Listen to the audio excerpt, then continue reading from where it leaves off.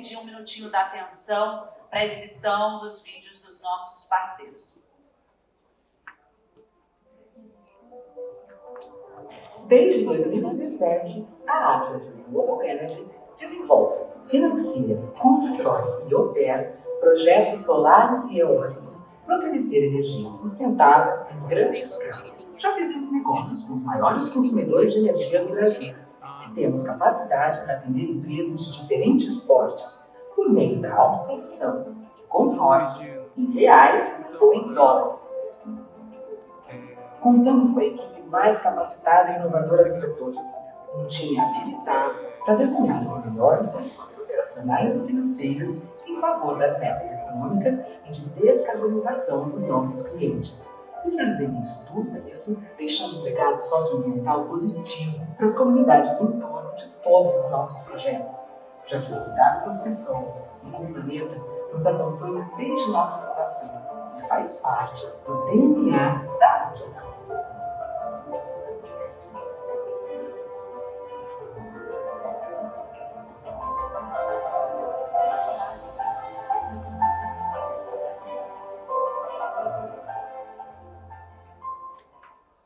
Caixa, o banco com milhões de clientes que sempre tem um olhar especial para quem mais importa, você.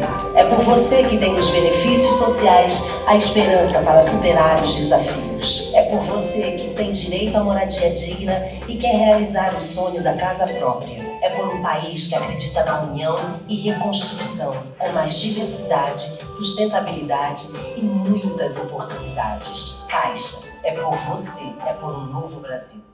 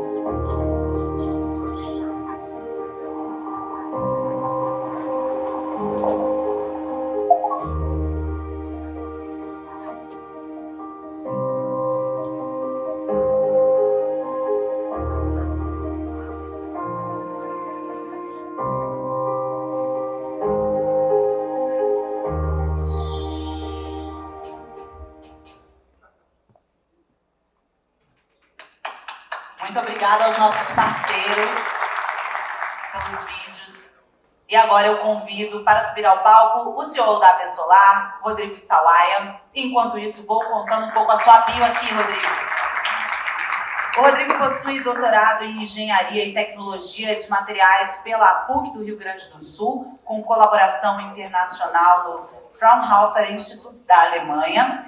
Mestrado em Energias Renováveis no Reino Unido, com colaboração internacional no ETH Zurich, Suíça, e bacharelado em Licenciatura em Química na Universidade de São Paulo. O Rodrigo também é cofundador e membro do Conselho Diretivo do Global Solar Council, entidade formada pelas principais associações regionais e nacionais do setor solar fotovoltaico e que representa o setor em âmbito internacional, e foi eleito presidente para o mandato de 2025 a 2027. Parabéns. Obrigada, Rodrigo.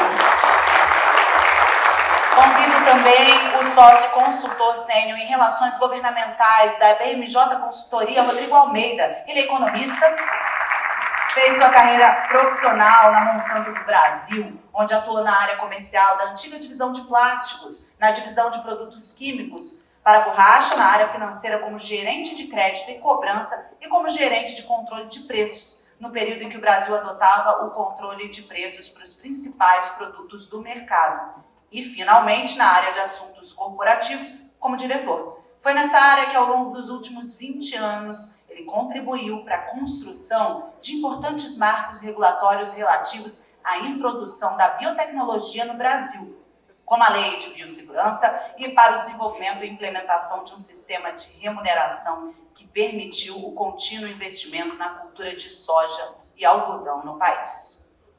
Agora eu convido o analista de soluções climáticas da Bloomberg Neff, o Vinícius Nunes. Vinícius possui experiência em análises estratégicas para transição energética em mercados emergentes, com foco no Brasil. É graduado em Engenharia Elétrica pela USP e possui mestrado em Mercados de Energia pela... Olha, vou tentar ler em francês, tá bom, Vinícius? Grenoble, na França. É isso aí. E eu convido agora o secretário nacional de Habitação do Ministério das Cidades, Hamilton Madureira de Almeida. O Hamilton é responsável por coordenar as ações do programa Minha Casa, Minha Vida e demais políticas habitacionais do governo federal. Ele é auditor federal de Finanças e Controle do Tesouro Nacional desde 2003. Atuou nas áreas fiscais e de investimento público no Ministério da Economia, foi secretário executivo do Ministério de Minas e Energia e secretário de Desenvolvimento da Infraestrutura do Ministério do Planejamento. É mestre em Economia pela Universidade Federal de Minas Gerais e engenheiro mecânico pela Universidade Federal do Espírito Santo. E por último, mas não menos importante, eu convido o Managing Director da Volt Robotics, o Donato Filho. Donato possui ampla experiência executiva como diretor de regulação, comercialização e planejamento energético na EDP Energias do Brasil, geração, transmissão, distribuição e comercialização de energia elétrica. Ele é engenheiro eletricista com honras pela Escola de Engenharia de São Carlos, com doutorado direto, além de pesquisador na Unicamp, Fulbright Visiting Scholar na Cornell University e formações incluindo INSPER, a Fundação Dom Cabral, IES Business School, a Manaki, imersão no Vale do Silício, Xinteu, que na Índia, Singapura, Inglaterra, Noruega e Design Thinking no MIT. É professor em cursos de pós-graduação em modelagem computacional e sistemas inteligentes na USP e na FIA. Antes de passar a palavra aos palestrantes, da gente assistir ao vídeo, eu gostaria de relembrar a quem estava aqui pela manhã que os banners nas laterais do auditório contêm o QR Code, que vocês apontam a câmera e podem incluir perguntas para o nosso debate após as palestras. Isso é bem importante, porque fomenta os questionamentos aqui acerca dos temas que a gente vai tratar. Agora sim, eu gostaria de pedir um vídeo enviado pela CEO do Global Solar Council, a Sônia Dunlop. Vamos ver. Hi, my name is Sonia Dunlop. I'm the new CEO of the Global Solar Council and delighted to be joining you at this conference today. My job as the CEO here in the World Solar PV Trade Association is to support you, the solar industry in Brazil, to grow as much as possible, to export as much as possible, and to deploy as much PV on roofs and on the ground in Brazil and around the world. I want to support you as the Global Solar Council to overcome all of the challenges that are facing us as an industry today, whether that be grid connections, grid integration and grid blockages, whether that be skills shortages, whether that be financing, making sure we get low-cost financing to PV around the world, and any trade and other issues that might arise. I'm really keen to see us deliver by 2030 the tripling of renewables target that we're really pushing for as one of the outcomes of COP28 Dubai, and 11 terawatts of cumulative total installed renewable capacity, of which solar will install the lion's share, and we are ready to do that. Brazil is doing fantastically. It's already one of the top 5 solar PV markets around the world, and I'm keen to make sure that I support you and AB Solar and all of AB Solar's members in terms of any questions you might have, and represent you at the UNFCCC, at the COPs, at the G7, at the G20, at the UN, and at the World Bank and the IMF as well. Brazil is an absolutely critical country in these next few years, with your G20 presidency, with your COP30 presidency, with your presidencies of the BRICS and Mercosur. I'm really keen to see Brazil become a leader on global renewables and the climate transition. And I, as Global Solar Council, am here to support you and your members and the entire Brazilian solar industry do that. I look forward to working with you and look forward to meeting you soon. Thank you.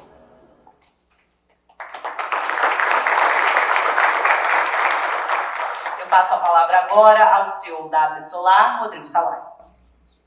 Obrigado, Renata. Boa tarde a todas e todos. Sejam bem-vindos. Agora, no período da tarde, a gente divide o nosso público em 2 salas, né? mas é bom estar com todos vocês aqui, ver o interesse de vocês por esse nosso painel, que vai olhar um pouco mais no detalhe para as perspectivas do nosso setor solar fotovoltaico, mas acima de tudo do Brasil, quando a gente olha para questões políticas, setoriais, políticas públicas, oportunidades e tendências tecnológicas. Então a ideia aqui é trazer um pouco de panorama e perspectiva para vocês, de uma forma, um passo mais adentro do nosso setor do que aconteceu durante as palestras anteriores de abertura. E para isso aqui eu tenho um conteúdo também, vou ficar de pé para compartilhar esse material com vocês. E espero que vocês gostem. É mais uma pincelada, porque os nossos especialistas e palestrantes aqui são esses que estão do meu lado. O meu papel hoje é muito mais de moderador, de provocador. Enviem as suas perguntas, lembrem-se dos QR Codes aqui na lateral, nos 2 banners que vocês têm aqui. E encaminhem as perguntas para que a gente possa fazê-las para os palestrantes após as suas apresentações. Então, vamos começar. Bom, bem rapidamente, eu trago aqui uma visão da Besolar pelas perspectivas de política e do setor elétrico brasileiro e o que isso tem a ver com a nossa fonte solar fotovoltaica. Vocês já conhecem o trabalho da nossa associação, só relembrando que a Besolar ampliou o seu escopo de atuação desde o ano passado para abranger não apenas a energia solar fotovoltaica e toda a representação do nosso setor solar fotovoltaico, mas também a representação e promoção das tecnologias de armazenamento de energia elétrica, de hidrogênio verde e demais tecnologias sinérgicas, micro-redes, mini-redes, gestão de demanda, internet da energia e tantas outras que têm avançado no mundo, e várias dessas a gente acredita que tem uma oportunidade muito grande de abrir e trazer esse mercado para o Brasil também ser um player relevante. Bom, a nossa palestra, nossa sessão anterior, já falou um pouco das perspectivas e das projeções do mercado. Aqui eu vou trazer só alguns pontos que muito provavelmente vão ser tocados e aprofundados pelos demais participantes aqui da sessão, mas como temas importantes para vocês terem no radar e que servem de base para o trabalho associativo que a gente faz, de planejamento e de definição, junto aos nossos associados, das metas dos anos seguintes. E nós estamos, nesse momento, na Besolar, coletando com os associados, por uma série de reuniões e pesquisas, as prioridades para 2024. Isso vai ser aprovado pelo nosso Conselho de Administração na semana que vem, e, acima de tudo, pela nossa Assembleia Geral, que é representada por todos os associados, também na semana que vem. Mas eu queria trazer aqui como exemplo alguns fatores macroeconômicos que precisam estar no nosso horizonte. Estamos num momento de retomada da economia brasileira, isso foi comentado na abertura pelo Carlos Alberto Saltenberg, que foi o nosso palestrante magno. Tivemos a aprovação e acreditamos agora em 2024 haverá a promulgação da reforma tributária, através da PEC 45.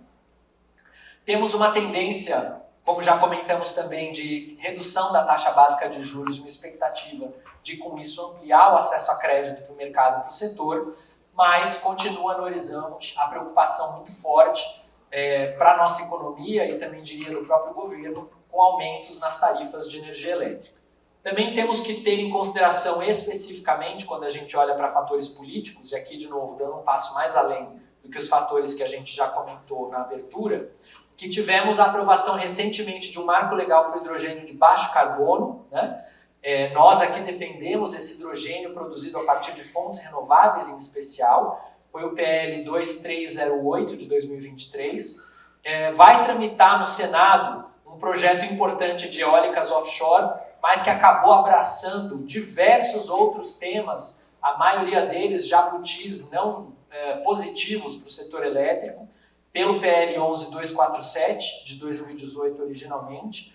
Isso foi aprovado na Câmara, existe a possibilidade do Senado limpar parte desse texto e também do governo federal, e o ministro de Minas e Energia recentemente deu uma entrevista e disse que terá mão de ferro com jabutis e temas desalinhados à pauta brasileira de buscar um setor elétrico mais eficiente, mais sustentável. Então a gente acredita que isso pode ter um efeito importante aí nessas nossas conversas agora também.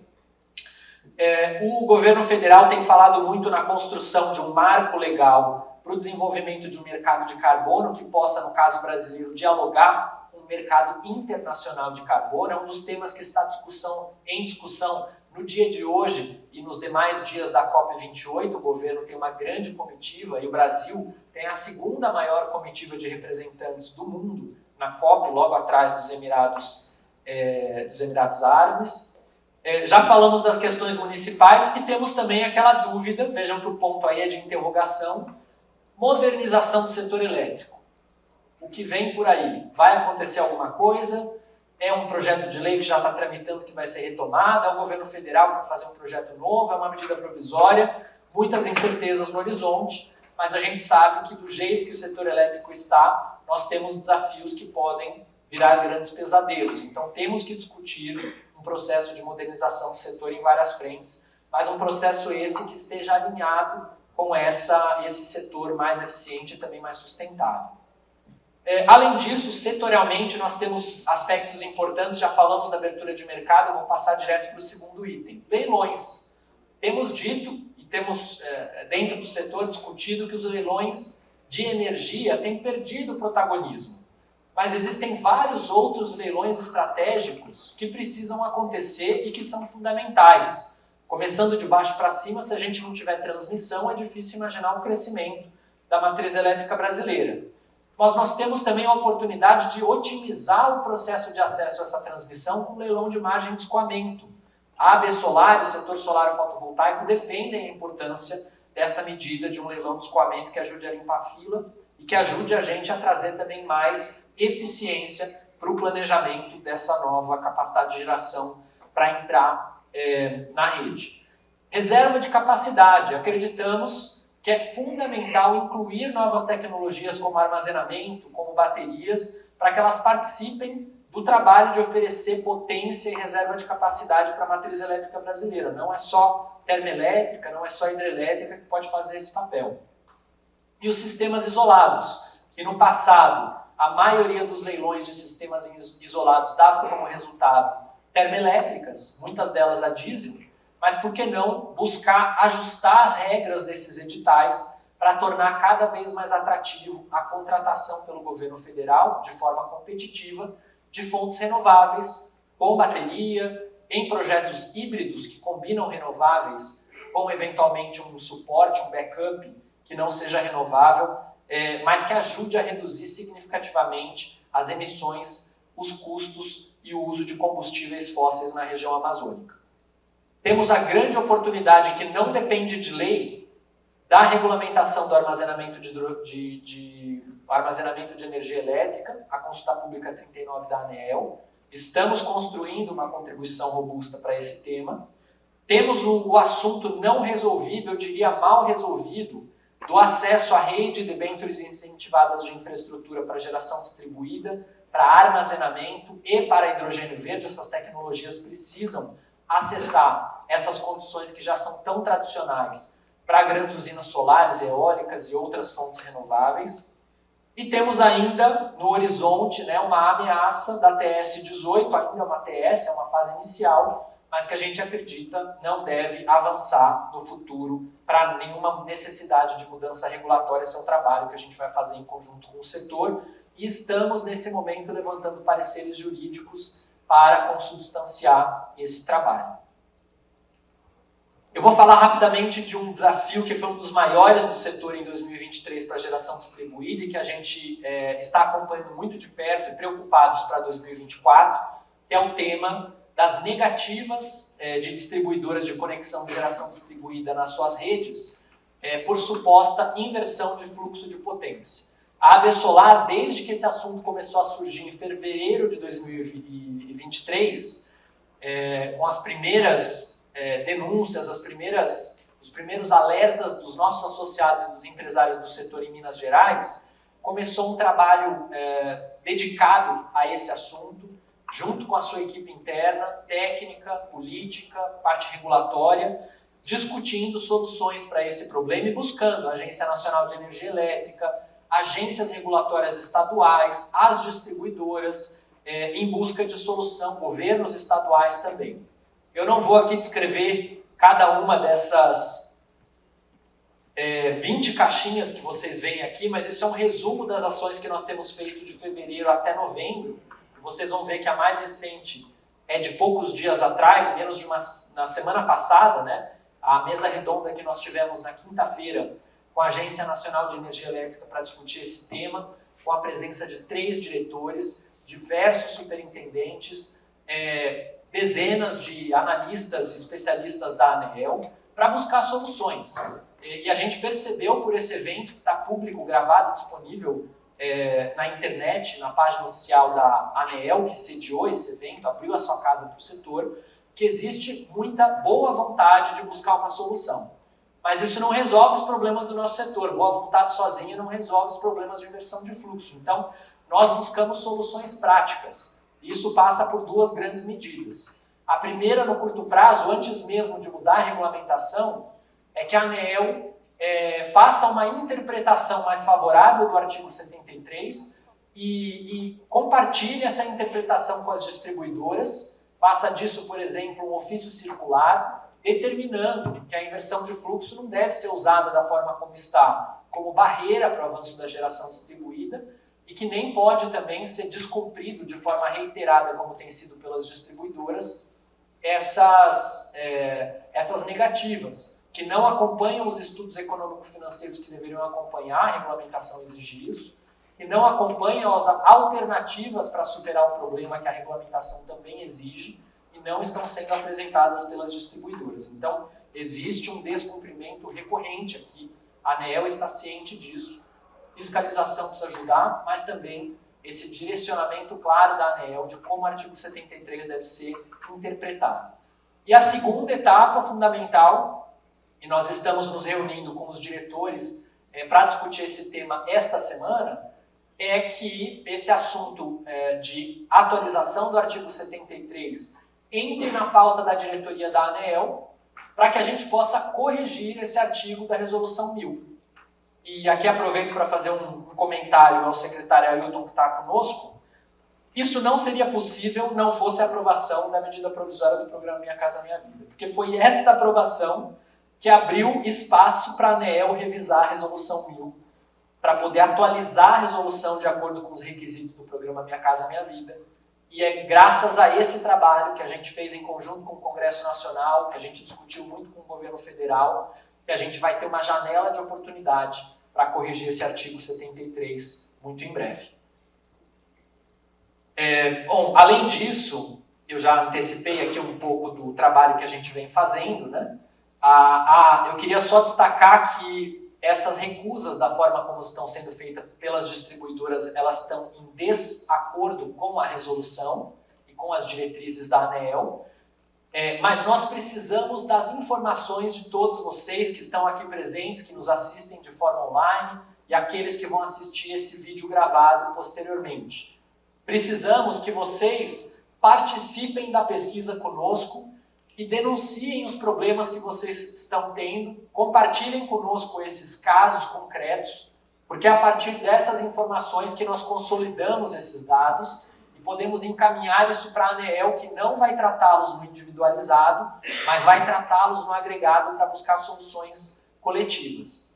E além disso, a gente pode sim, junto às agências regulatórias estaduais e às distribuidoras estaduais, buscar formas de tratar esses casos concretos que existam e que a gente tenha dados. A gente não pode, por vezes, a distribuidora nem permite que a gente represente esses casos de forma individualizada.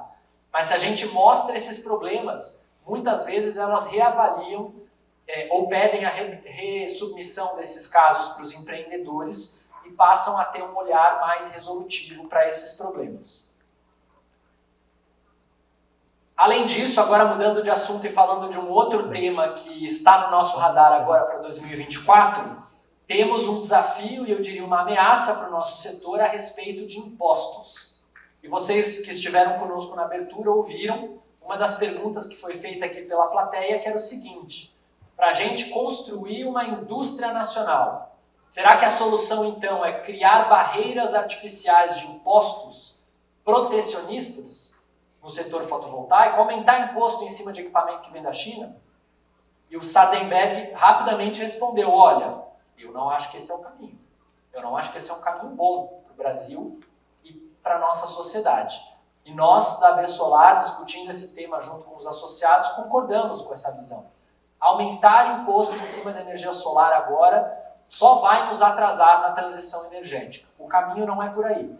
Nós temos que apoiar a indústria nacional, nós temos que torná-la mais competitiva, nós temos que dar mais incentivos e apoio à indústria nacional em várias frentes, em redução de impostos, em acesso a financiamento, em acesso a crédito, em compras públicas. Por que não colocar equipamentos nacionais em programas governamentais, como o programa Minha Casa Minha Vida, como descarbonização da Amazônia, como o uso de sistemas fotovoltaicos em prédios públicos, né? São possibilidades possíveis e que nós apoiamos. Agora, aumentar imposto em cima da energia solar, de jeito nenhum. O caminho não pode ser por aí. Isso daí vai encarecer a nossa tecnologia para a sociedade, para o cidadão, para os brasileiros, e vai afastar a energia solar da população. E por conta disso, a AB Solar, para proteger o setor dessa ameaça que paira no ar, encaminhou, submeteu 2 pedidos de desabastecimento ao Ministério da Indústria, por recomendação do próprio Ministério da Indústria. Porque os ex-tarifários, o mecanismo de ex-tarifários está bambo, está com risco de ser revogado ao passar dos meses e do tempo. Então, para a gente garantir que não haja esse problema, nós já ingressamos com esses 2 pedidos de desabastecimento que buscam garantir uma cota para o setor fotovoltaico livre de impostos nos nossos equipamentos, sem imposto de importação. Essa cota, ela tem no total 17 gigawatts. 17 gigawatts para um ano. É bastante módulo fotovoltaico, 17 gigawatts. Mas é o que o setor normalmente importa. São os dados oficiais do próprio governo que serviram de base para a gente fazer essa conta. E a gente dividiu esse pedido em 2 fases. Uma fase para módulos monofaciais e uma fase para módulos bifaciais, para abarcar todas as aplicações do mercado e da tecnologia. Só que a gente precisa do apoio de vocês também, então eu queria pedir aqui de novo a todos, neste QR Code aqui, vocês vão encontrar um passo a passo, porque está aberta a consulta pública do Ministério da Indústria, em que o Ministério vai avaliar quem apoia aumento de imposto em cima de energia solar e quem apoia que não aumente. A gente precisa que vocês estejam do nosso lado e digam isso explicitamente, que vocês não querem aumento de imposto de importação. Então preencham o passo a passo e é uma simples carta que vocês vão submeter em apoio ao pleito da AB Solar. Nós precisamos de dezenas, de centenas dessas cartas, mostrando que o nosso setor está unido contra o aumento de imposto de importação e a favor do pedido de desabastecimento dos 2 que foram feitos pela AB Solar. Meu tempo já acabou, então eu vou acelerar. Falando de grandes usinas solares, tivemos esse ano um trabalho muito grande para buscar ressarcimento dos nossos associados para o problema de constrained off. Quer dizer, tem muito gerador solar de grande porte que está fazendo a sua lição de casa, o seu compromisso contratual, que é gerar energia limpa e renovável no preço combinado. Só que na hora de injetar na rede, o operador fala, meu amigo, segura essa energia aí, não tem mais espaço na rede. E a solar, por vezes, é uma das primeiras a ser rejeitada. Sabe por quê? É fácil de controlar. Uma força nossa, que é a nossa agilidade de ligar e desligar as nossas usinas, acabou virando um prejuízo para os nossos empreendedores. E isso nenhum deles podia prever. Não são eles que decidem quando as usinas são impedidas de injetar. Então, nada mais justo do que eles serem ressarcidos por essa perda financeira, que é uma decisão não deles, mas é uma decisão da operação do sistema. E em conjunto com o setor eólico, que também está fortemente impactado, nós tivemos recentemente uma decisão importantíssima pelo deferimento da liminar em agravo de instrumento para que esses cortes possam ser ressarcidos. Já a partir do início de dezembro, esta liminar teve decisão favorável. Também temos trabalhado para ampliar a viabilização de acesso à nova transmissão, já que a gente percebe que esse é um grande gargalo no nosso setor, e buscar também com o procedimento competitivo de margem limpar mais dessa margem de projetos que eventualmente são de papel e não vão virar realidade. Na área de armazenamento, eu já falei da consulta 39, eu só queria relembrar aos nossos associados que essa consulta está em etapa aberta de coleta de contribuições. Então, aqueles que têm interesse, enviem as suas contribuições para a Besolar pelo nosso grupo de trabalho de armazenamento de energia elétrica, pela nossa equipe do Departamento Técnico Regulatório.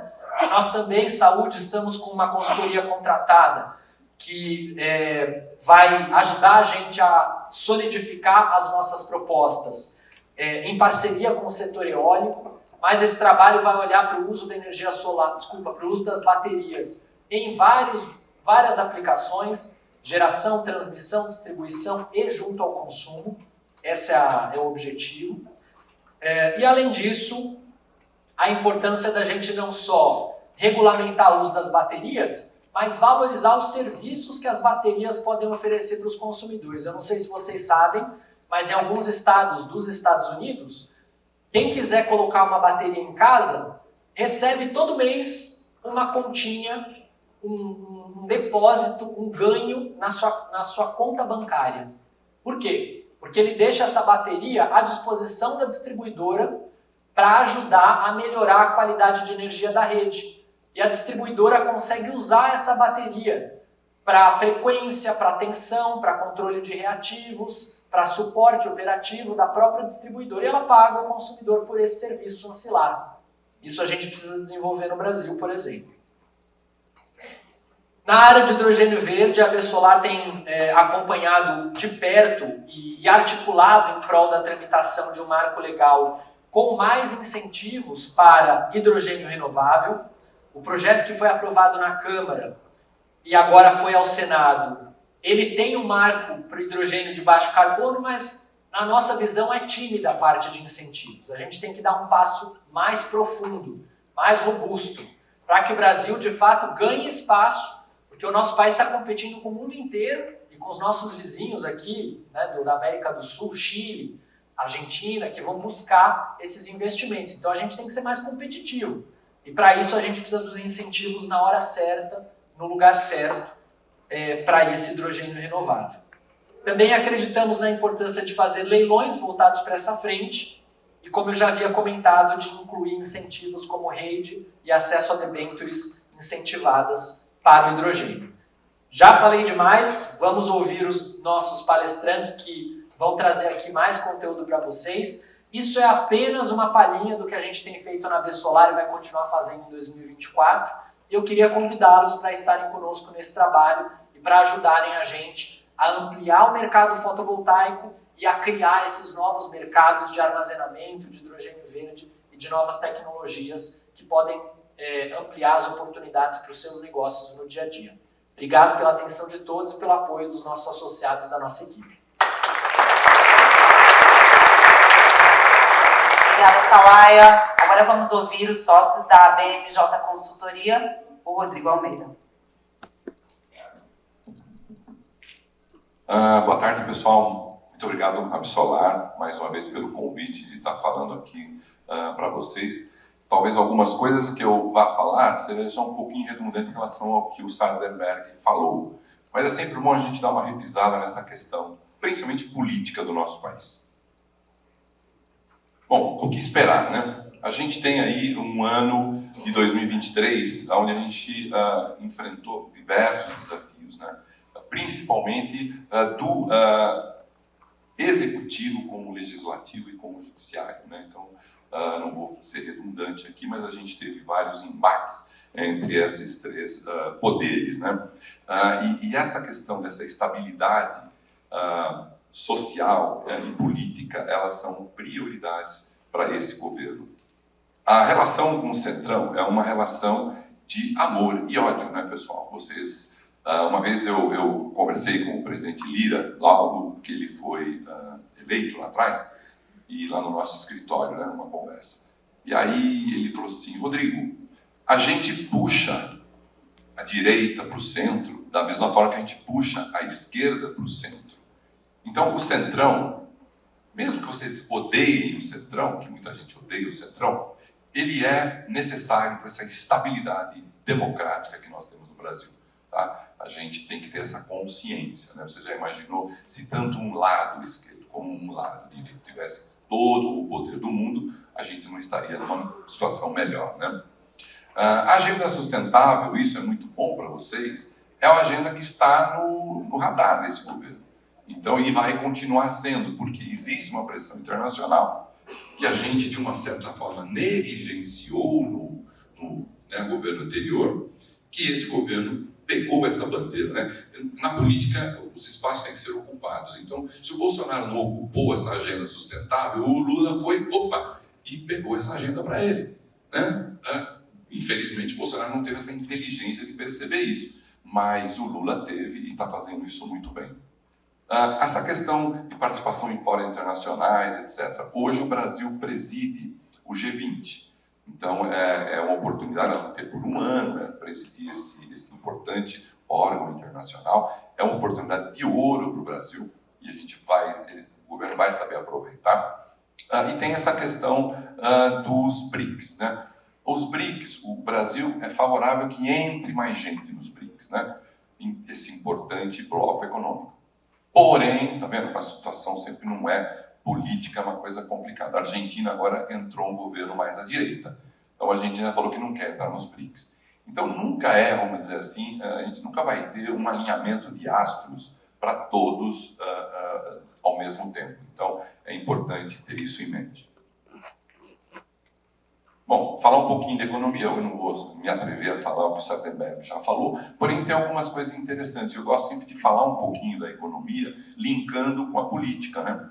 Então a gente tem essa maturidade de política fiscal desse ano de 2023, tentou-se, né, ser um pouco maduro, né? A gente tinha uma previsão de 144 bilhões de déficit em relação ao nosso PIB. Nós vamos chegar no final do ano a 177 bi. É muito dinheiro, pessoal. É um buraco complicado de a gente entrar em 2024 com essa promessa de déficit zero. Então, esse é o grande problema do Brasil, problema fiscal. Vocês, na casa de vocês, quando vocês gastam mais que arrecadam, vocês vão buscar dinheiro no banco e vão pagar juros. Não é diferente com o nosso país, né? A gente gasta mais do que arrecada, vai ter que pagar mais juros. Então, e a gente tem um presidente do Banco Central hoje que, teoricamente, não é alinhado com esse governo, certo? Um presidente indicado pelo governo anterior. Então, ainda teremos a permanência do Roberto Campos Neto no Banco Central no ano que vem e não vai ficar brincando com taxa de juros. Então, existe uma tendência, como vocês estão vendo aí, da taxa Selic em 2024, no final de 2024, chegar a 9,25, mas vai depender da inflação. O IPCA está projetado para 3,91. Será que vai ser? Nós vamos terminar esse ano com 4 e alguma coisa de inflação. Então é um desafio muito grande. O crescimento econômico no que vem vai ser menor do que desse ano. A gente pode chegar a quase 3% de crescimento em 2023, que é um crescimento robusto, né, comparando com os últimos anos do Brasil. Porém, 1,5% projetado é pouco para o que o nosso país merece, né? Medidas para aumentar a carga tributária. Pessoal, ano eleitoral, ano que vem, vai ser muito complexo, não vai ser fácil. Então, por mais que o governo queira fazer uma reforma do imposto de renda para tributar lucros e dividendos, melhorar a arrecadação de uma certa forma, vai ser visto e passar no Congresso. Eu já falei, déficit zero é muito difícil para o ano que vem. É um desafio para o Fernando Haddad impressionante, né? O câmbio, eu sempre brinco quando eu vejo projeção do câmbio para dezembro do ano que vem. Quem aqui acredita que vai ser 5,05? Ninguém, né? Porque a gente não depende só da gente. Depende da conjuntura internacional, depende de uma série de outros fatores, variáveis que a gente não controla. Bom, e aí nós temos eleições municipais, né, no segundo semestre. O que acontece quando tem eleições municipais, pessoal? O Congresso para. Né? O Congresso no segundo semestre. Por que para? Porque os deputados federais são eleitos pela base nos municípios. Ou seja, quando um deputado federal ajuda um prefeito a ser eleito, ele está vislumbrando a reeleição dele. Então, o que acontece? No segundo semestre, os deputados federais se bandeiam para os municípios para ajudar os seus prefeitos a a serem eleitos, para depois essa roda continuar girando. Então, isso é o que vai acontecer o ano que vem. Esses conflitos com o judiciário permanecem latentes. A gente teve essa PEC 8 aprovada no Senado, e foi uma caneladinha, né, do Pacheco no judiciário, que é uma coisa que ninguém estava esperando, né? O Pacheco estava mais tranquilo, mas deu lá uma caneladinha e o judiciário sentiu, né? Houve aí um estremecimento. Já estão botando pano quente, né? O Lula levou o Pacheco para passear agora lá na COP, tal, então já deu uma... O Lula gosta disso, ele sabe fazer isso muito bem. E essas negociações para a eleição da mesa do ano que vem vai pegar fogo. A gente, por enquanto, tem o Marcos Pereira, do Republicanos aqui de São Paulo, que é um candidato forte, tem uma coisa da bancada evangélica. Nós temos o Elmar Nascimento, que é o candidato do Lira. E temos outros outsiders, né, que sempre vem, o Baleia Rossi, o MDB, e também o PSOL, o Novo, sempre lançam candidatos. Então, essa eleição da mesa ano que vem é muito importante para o que vai acontecer nos últimos 2 anos desse governo. Tá? Vocês sabem o poder que tem um presidente da Câmara dos Deputados. E aí a gente fala aqui um pouquinho da composição. O governo hoje tem, vamos dizer assim, votos suficientes para aprovar uma PEC. Tá ali, tá, no limiar dos 308 e tal. Então está bem, acho que o governo trabalhou muito bem a questão política no Congresso e tem um espaço razoável para mudar algumas coisas. Aqui, como eu já falei, nós vamos ter eleições municipais e aqui eu trouxe um quadro que vai ajudar um pouquinho a vocês perceberem por que eu falei que o segundo semestre do ano que vem vai ser um semestre praticamente parado no Congresso Nacional. Por essa linha do tempo que vocês estão vendo aí, que começa em julho e termina em outubro nas eleições. Então é um desafio muito grande do Congresso o ano que vem para o governo passar alguma coisa que ele precisa passar. Então essa janela partidária, ela termina, né, em março, em agosto, desculpa, e aí vocês vão ter as consolidações partidárias. Os partidos tendem a se unir um pouco mais nas próximas eleições. O governo vai mobilizar recursos para poder fazer mais prefeitos, isso é uma coisa normal no Brasil. Os parlamentares, eu já falei, se reúnem, né, nos seus municípios, se mobilizam. Essa polarização para esse ano, ela vai ser um pouco menor, né? A polarização que nós tivemos no ano passado, ela foi uma polarização realmente que a gente nunca viu aqui no nosso país. E essas eleições, né, vão ser determinantes às especificidades locais dos municípios, né? O Brasil tem essa capacidade, a gente é um país muito grande e muito diverso, cada região tem as suas particularidades. Bom, quando o pessoal fala reforma tributária, né, a gente fala reforma tributária, nada mais, nada menos foi uma simplificação tributária. Não houve nenhuma redução de imposto, ou seja, bobear, nós vamos pagar mais imposto do que nós já pagamos. E é um impacto de muito longo prazo, pessoal. Vocês podem olhar aí nessa linha do tempo. Lá em 2032, né, eu tenho quase 70 anos, eu vou estar com 80. Não vai me afetar a reforma tributária, porque eu já vou estar já cuidando dos netos lá na praia, entendeu? Agora, esse tempo de maturação vai permitir que todos os setores se ajustem. Agora, tem uma coisa interessante, né? Muita coisa pode acontecer em 10 anos. Inclusive mudanças na própria reforma tributária. Não se esqueça que é uma PEC, se algum partido tiver força, etc., para mexer novamente na questão tributária, vai conseguir 308 votos, consegue. Então, essa reforma ela foi uma simplificação. Você pegou, né, 3 impostos federais, transformou no nosso IVA, né, que é chamado de CBS, né, e transformou 2 outros impostos, o municipal e o estadual, num IBS. Então, foi uma simplificação. É legal? É muito bom. O setor produtivo, a nossa forma de arrecadar é caótica, né? Então, todo mundo aqui sabe, todo mundo é empresário, sabe que não é fácil pagar imposto no Brasil, é mais difícil do que em qualquer outro lugar do mundo. Então, essa simplificação vai, sim, trazer um custo menor para o setor produtivo, né? Bom, falar um pouquinho da pauta verde, né? O Salvaia já, né, de uma forma sempre brilhante, já abordou muita coisa, né? O que acontece sempre é você ter, antes de uma COP, todo mundo sai correndo para aprovar alguma coisa para levar para a COP. Não foi diferente dessa COP. E tentou-se aprovar um mercado de carbono, um projeto de lei que faça a questão do carbono uma coisa um pouco mais palatável e operacionalizável. E esbarrou em quem, pessoal? No setor agro. Né? O setor agro não quer ser regulado. Ele quer ficar no mercado livre, não quer ser regulado. E na Câmara a gente vai ter dificuldade, porque o setor agro na Câmara é muito forte. Todo mundo aqui conhece a bancada ruralista e eles têm 300 e tralalá votos no Congresso e podem eles ter uma força muito grande. Então, infelizmente, na COP a gente não levou nada, a não ser levamos algumas promessas, vamos dizer assim. Né? Mas eu acho que passar no Senado já foi, vamos dizer assim, uma meia vitória. Né? O marco legal do hidrogênio de baixo carbono, o PL 2308, que acho que o grande benefício em relação a isso foi a questão de não ter subsídios, né? Foi aprovado, né, na Câmara e agora vai para o Senado.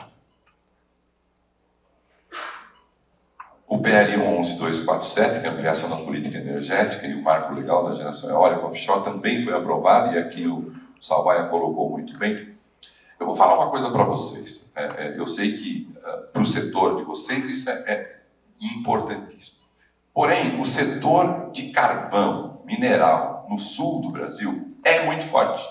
Tá? Então, eles têm força política. Tem mais força política que vocês? Incluir os jabutis.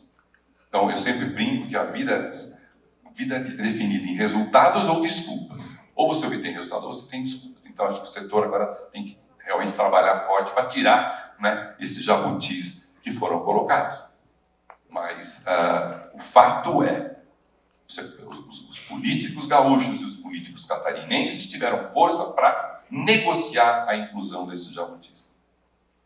Isso que aconteceu. Não vamos tampar o sol com a peneira. Então, o setor tem agora que trabalhar para reverter.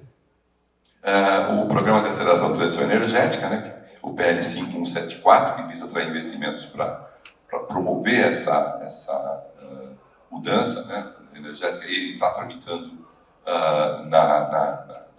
aguardando, né, para você tramitar na plenária da Câmara. A MP da Energia, que é uma MP que vai e vem, a gente acredita que não vai prosperar. Tem um embate muito forte entre Casa Civil e o próprio Ministério de Minas e Energia. A gente acredita que não prospera. A gente acredita que pode ser que tenha uma negociação que caminhe para um projeto de lei que eu acho que pode ser mais palatável do que uma MP.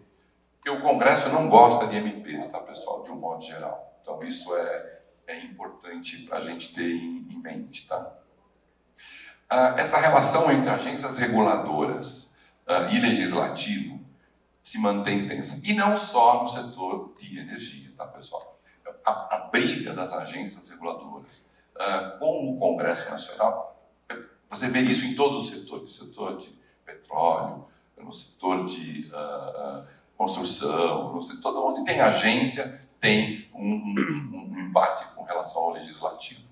Então, a gente tem esse PDL 365, que susta algumas resoluções da ANEEL. Ele está agora na Comissão de Infraestrutura do Senado, aliás, foi aprovado agora, acho que ontem, então já está na CCJ. E isso intensificou esse desalinhamento do setor. Eu agradeço bastante, eu vou estar por aqui, então acho que as perguntas que forem encaminhadas, só não me pergunte quanto é que vai estar o dólar em dezembro de 2024, porque o restante eu posso responder. Obrigado, pessoal.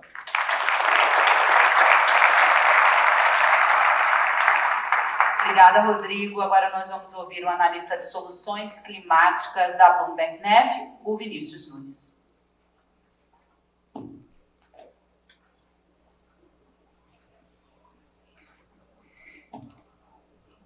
Boa tarde, estão ouvindo?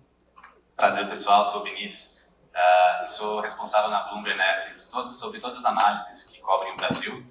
E depois dessas aulas aqui de economia e de setor elétrico, eu vou passar um pouco uma pincelada do setor elétrico energético global, como o Brasil se insere e quais nossas perspectivas, né, para o Brasil e para o crescimento da fonte solar aqui no nosso país. Para quem não conhece, uma introdução bem rápida, a Bloomberg NEF é um braço da Bloomberg de pesquisa em transição energética. Então, nós somos mais de 250 analistas ao redor do mundo, cobrindo todas as áreas da transição energética, desde área solar, eólica, até tecnologias novas como hidrogênio, biocombustíveis. E o que eu vou tentar mostrar hoje para vocês é justamente como esses pontos se conectam. Como, para a gente falar de energia solar aqui, a gente tem que falar de baterias. A própria Web Solar já percebeu, já incorporou essa pauta. A gente tem que falar de hidrogênio, a gente tem que falar de carros elétricos. E de onde vem a demanda por toda essa energia que a gente está instalando aqui no nosso país. Só para contextualizar, sempre que a gente fala de transição energética, o objetivo final é o que o mundo acordou ali em um acordo de Paris, de chegar até 1,5 grau de aquecimento em 2050. Esse gráfico aí, que é um gráfico de emissões, ele mostra duas curvas, que seriam dois cenários que a gente calcula, né? Um cenário de como o mundo evoluiria numa perspectiva econômica e numa perspectiva da gente chegar a zero emissões até 2050. E se você vê nesses dois cenários, a gente mesmo assim não chega em 1,5 grau de aquecimento até 2050.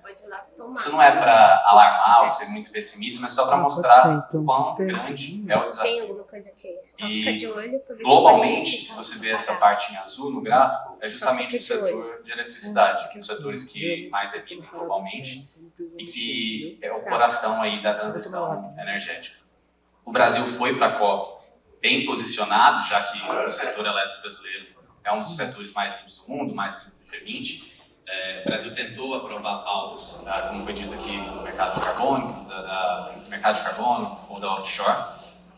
E o Brasil chegou bem posicionado, mas infelizmente aí teve algumas questões do jabutis, ou então do ingresso brasileiro em organizações de petróleo, que também causaram certa polêmica nesse papel que o Brasil e o governo federal está tentando construir e ser protagonista nessa transição energética global. E no setor de eletricidade, mais especificamente, globalmente, nesses dois cenários, a gente vê que essa parte azul e amarela, que é justamente energia eólica e solar, vão dominar aí, nesses dois cenários, a geração de eletricidade global. Tanto numa perspectiva econômica, se chega aí a quase 70%, até 76% num cenário de atingir zero emissões líquidas em 2050. Mas é claro que o Brasil é um caso bem particular. Se a gente olhar especificamente para o Brasil, nessa questão de perspectiva econômica, o Brasil já está muito bem posicionado hoje em dia com uma geração hidráulica muito representativa, cerca de 70% da nossa matriz elétrica. Mas a gente tem que levar em conta que o crescimento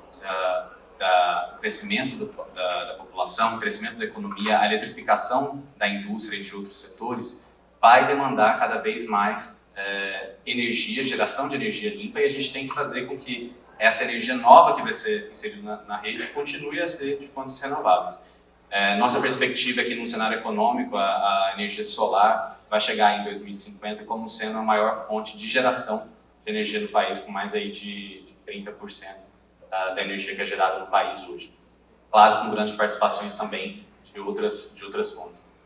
E um ponto interessante é que essa inserção grande de energia solar, ela também exige a flexibilidade na rede, toda essa questão. Então a gente vê em cima também, em rosa, a parte de baterias, tornando cada vez mais presente, e também uma geração também de gás natural, e serve para proporcionar essa maior inserção de renováveis na rede, para aumentar essa capacidade, muito menos para incentivar a geração a carvão no país. E o Brasil já é um dos maiores mercados do mundo nessas duas tecnologias, né? Tanto solar como eólica. A gente vê solar aí, o Brasil em sexto, hoje no top 10 aí de maiores países. Mas é muito bom também ter em comparação como todo esse boom que teve no Brasil ano passado, e esse ano, inclusive, de geração distribuída de solar, o Brasil ainda está atrás de países como a Alemanha, como o Japão, mesmo tendo muito mais capacidade, muito mais área, muito mais recurso natural para explorar essa rede, né? Então, às vezes a gente acha que o mercado já está saturando, mas na verdade o mercado é muito vasto, muito grande, né? Principalmente aqui no Brasil. E todo esse crescimento está entre esses 10 maiores mercados, se traduz num investimento muito grande para o país, né? Além de toda a parte de geração de riqueza, de geração de trabalho, uma parte muito grande de investimento também. E focando no último ano, principalmente a linha amarela mais clara, cerca de 13 bilhões, nessa parte de geração distribuída, isso incluindo toda a parte fabricação de módulos, tudo que a economia gerou para construir essa capacidade. Né? Então, hoje, a geração distribuída, a energia solar, é sem dúvida a fonte que mais movimenta investimento em transição energética no Brasil e na América Latina como um todo. Inclusive, se pegarmos todos os mercados emergentes do mundo, tirando a China, o Brasil é o país que mais investiu em transição energética, muito por causa da energia solar. E além de estar investindo mais, a gente tem uma tendência natural de todas as tecnologias de uma queda de preço ao longo do tempo. Isso não é diferente para a energia solar. E em 2023 a gente teve um caso particular, onde o preço dos módulos caiu acima do esperado aí pelas nossas curvas que a gente acompanhava nos últimos anos. A gente está chegando num cenário onde os produtores de módulos fotovoltaicos estão ficando com margens cada vez menores, está tendo uma consolidação do mercado. É claro que essa queda de preço, ela tem um limite, ela não vai ser infinita, e hoje esses produtores eles operam com uma margem muito pequena. Então, nos próximos anos, nós vamos ver aí, a gente acredita ainda quedas, mas uma dinâmica diferente desses preços de módulos. Né? E ao mesmo tempo que a gente investe mais, constrói mais, esses módulos ficam mais baratos, esses módulos também ficam mais eficientes. Então, se a gente vê hoje em dia, com uma eficiência em torno de 21%, e essa é a nossa curva de projeção da eficiência desses módulos, né? Chegando aí em 2050 a cerca de 34% de eficiência. Isso tudo faz com que, com a mesma quantidade de dinheiro, a mesma quantidade de investimento, nós possamos colocar mais módulos mais eficientes, e tudo isso, se levarmos em conta uma perspectiva que já foi dita aqui de um setor elétrico brasileiro, onde há uma incerteza nos preços, uma incerteza nos subsídios, isso faz com que nós sejamos otimistas com a continuidade do avanço da instalação de novos módulos, de nova capacidade solar, né? Compensando esses custos novos que o setor vai ter que arcar ao longo do tempo. E falando um pouco da conexão agora de tudo aquilo que a gente cobre com a energia solar sozinha, ela não pode ser vista como um ente sozinho, mas ela tem que ser vista conectada nisso que a gente chama de transição energética. Tanto uma parte de demanda de energia, mas de tecnologias que também andam junto de mão dadas com elas. Né? E eu acho que a primeira que vem em mente, com certeza, são as baterias. E mostrando um gráfico parecido que a gente viu do preço dos módulos caindo, a bateria não é diferente. A gente vê o preço das baterias de lítio caindo ano após ano, chegando aí na faixa de $100 por quilowatt-hora em 2020. Mas essa perspectiva de queda de preço, ela continua ao longo do tempo e bastante acentuada, chegando até aí a 42 em 2035. E toda essa queda do preço da bateria, ela tem dois grandes impactos. Então, o primeiro impacto é do uso da bateria justamente no próprio setor elétrico. Então, essa inserção maior de energias renováveis intermitentes, ela exige um controle maior de demanda, como serviços ancilares, ou de novas possibilidades, como energy shifting, né? Você gerar um horário e conectar na rede no outro através das baterias. E por isso, por toda essa queda, a gente acredita que até 2030 a gente vai ver uma inserção muito maior, aí chega a cerca de quase 1 giga de baterias nessa rede, em diferentes usos. Seja para micro-redes na região norte, seja por serviços ancilares ou conectado ali com o próprio consumidor. Né? E outro setor que se beneficia muito desse custo cada vez menor da bateria, e também é um driver da energia solar, porque gera mais demanda para essa energia solar, é o setor de carros elétricos. E tem como um dos principais empecilhos hoje em dia o preço, e esse preço vem pelo próprio preço da bateria. Então, com essa queda de preço da bateria, a gente vê carros elétricos sendo cada vez mais competitivos, e com isso gerando cada vez mais necessidade de geração de energia elétrica limpa para carregar esses carros. O que eu estou mostrando para vocês na esquerda é um gráfico de barras onde mostra qual foi a porcentagem de venda em 2022 de carros elétricos nesses países. Então a gente vê que China, Europa, Estados Unidos já estão mais avançados, e o Brasil fica ali ainda na faixa de 1,2%, 1% da venda de todos os carros novos são elétricos. Mas a gente acredita que, assim como foi com a tecnologia solar, essa curva ela cresce muito rápido. Todas as curvas que a gente vê aqui na transição energética, elas crescem de maneira exponencial quase. Né? Então a gente vê na direita numa previsão até 2050 de quantos por cento da venda de veículos novos vão ser elétricos. Nós temos países como China, Europa, com quase aí mais de 80% da venda de todos os carros sendo elétricos, e o Brasil estando naquela curva verde mais embaixo, com outros países no mundo, ainda com um share menor de venda de carros elétricos, mas ainda assim atingindo patamares de cerca de 50% até 2050, que já é muito considerável. Claro que eu não vou entrar no mérito aqui, o Brasil tem outras opções, como biocombustíveis, etanol, mas a eletrificação do transporte, ela é uma questão até de economia de escala e uma questão também de outras oportunidades que o Brasil tem para a indústria de biocombustíveis dele. Então, naquele gráfico de emissões que a gente vê, biocombustíveis têm um papel muito importante, sim. Inclusive, ele pode ser usado em utilizações que têm um valor agregado mais alto, como o próprio combustível de aviação, por exemplo. E como a eletrificação do transporte é muito fácil, a gente acredita que essa é uma tendência que também no Brasil vai aumentar nos últimos anos e que vai ser um dos grandes drivers aí da energia solar, já que vai exigir muito mais energia da rede. E por último, além dessa nova tecnologia, que são os veículos elétricos, existe uma nova palavra no momento que é hidrogênio, que todo mundo fala, e que vai ser um dos possíveis também drivers de energia para o Brasil. Felizmente, o Brasil é um dos países onde você consegue produzir hidrogênio verde de forma mais barata do mundo. Isso traz uma vantagem competitiva para o Brasil muito grande.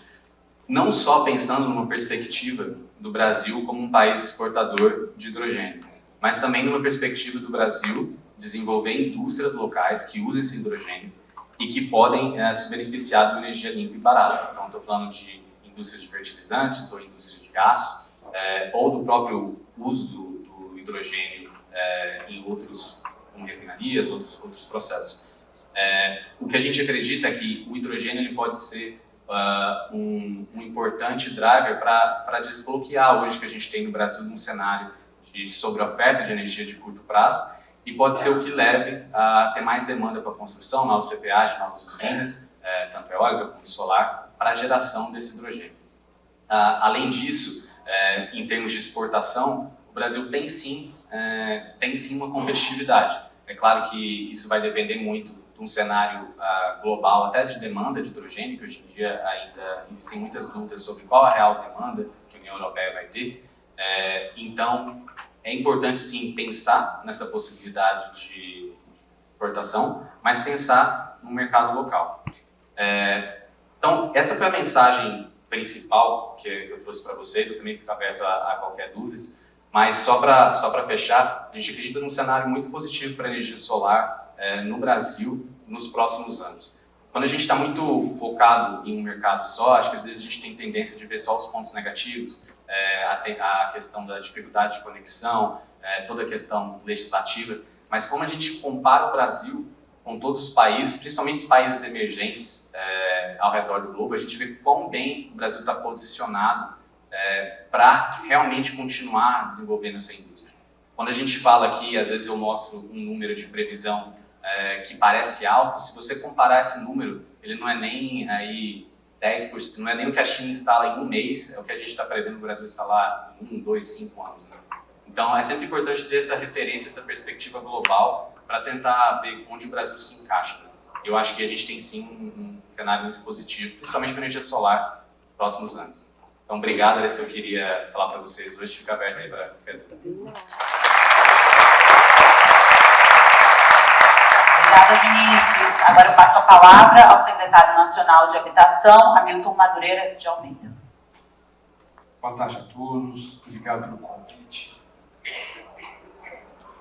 É difícil ficar em pé. Mas, primeiro, agradecer o convite aqui do Rodrigo, que ele me chamou para estar aqui hoje. Eu concordei de imediato, que é um prazer estar aqui com a Associação Web Solar. Falei bem rápido, mas eu passei meus últimos 4 anos no Ministério das Energias e fui passando os temas aqui, eu fui lembrando, os problemas ainda continuam os mesmos ali, mas vai vir novos problemas para a gente tentar resolver.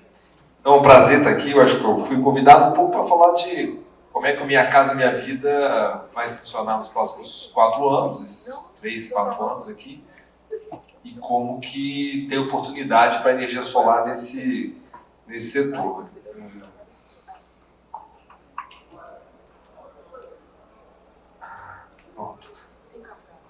Então, minha fala é muito rápida. Primeiro que além do Minha Casa Minha Vida já trouxe a oportunidade da gente poder levar energia solar para as casas, né? Então a gente deixou claro ali no artigo 13 que os nossos fundos, a habitação tem os fundos que financiam, fundos abastecidos com dinheiro do orçamento da União, né? Mas que para construir casas, esses fundos já estão autorizados então a financiar, colocar nas casas do Minha Casa Minha Vida os painéis solares, energia solar, enfim.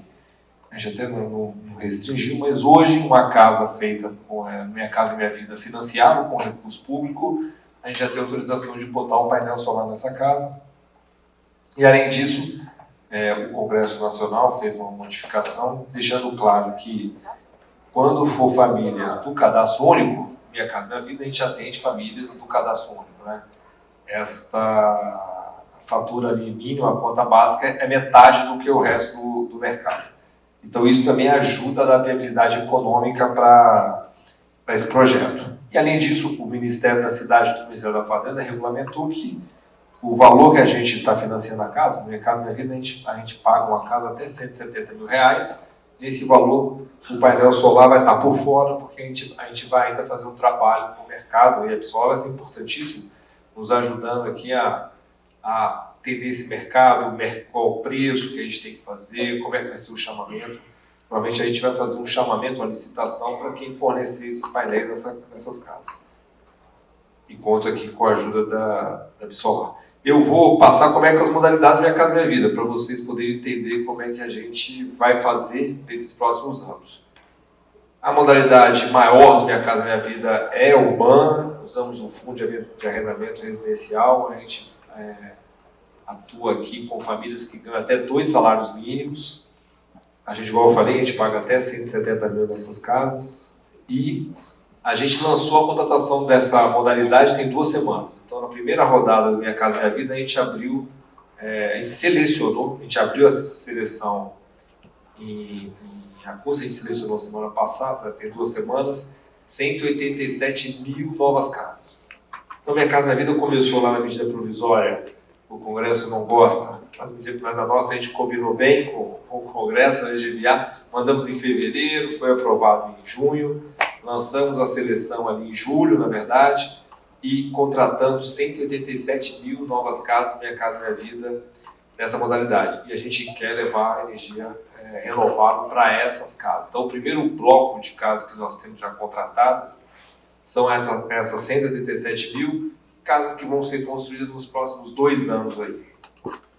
E aqui a gente imagina, não queremos fechar o modelo por hora, vamos deixar um modelo aberto, mas a gente pode ter tanto remoto como local. Eu entendo que em alguns lugares, aqui tem uma foto de umas casas, a gente pode fazer local, se fizer sentido, mas para algumas construções a gente faz muito prédio, né? Muita construção urbana, prédios, onde entendo eu, e a energia local talvez não seja suficiente. Então, neste caso, a gente tem autorização da gente contratar essa energia solar remota, de fazendas solares, não tem nenhum problema.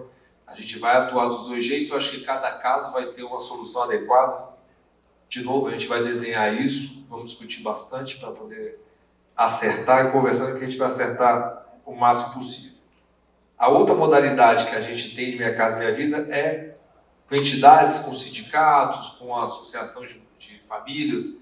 Minha Casa Minha Vida ele faz, na modalidade 1 do FAR, a gente faz parceria com a prefeitura, normalmente, ela que indica as famílias, e na entidade não. Na entidade tem as famílias são organizadas e fazem propostas.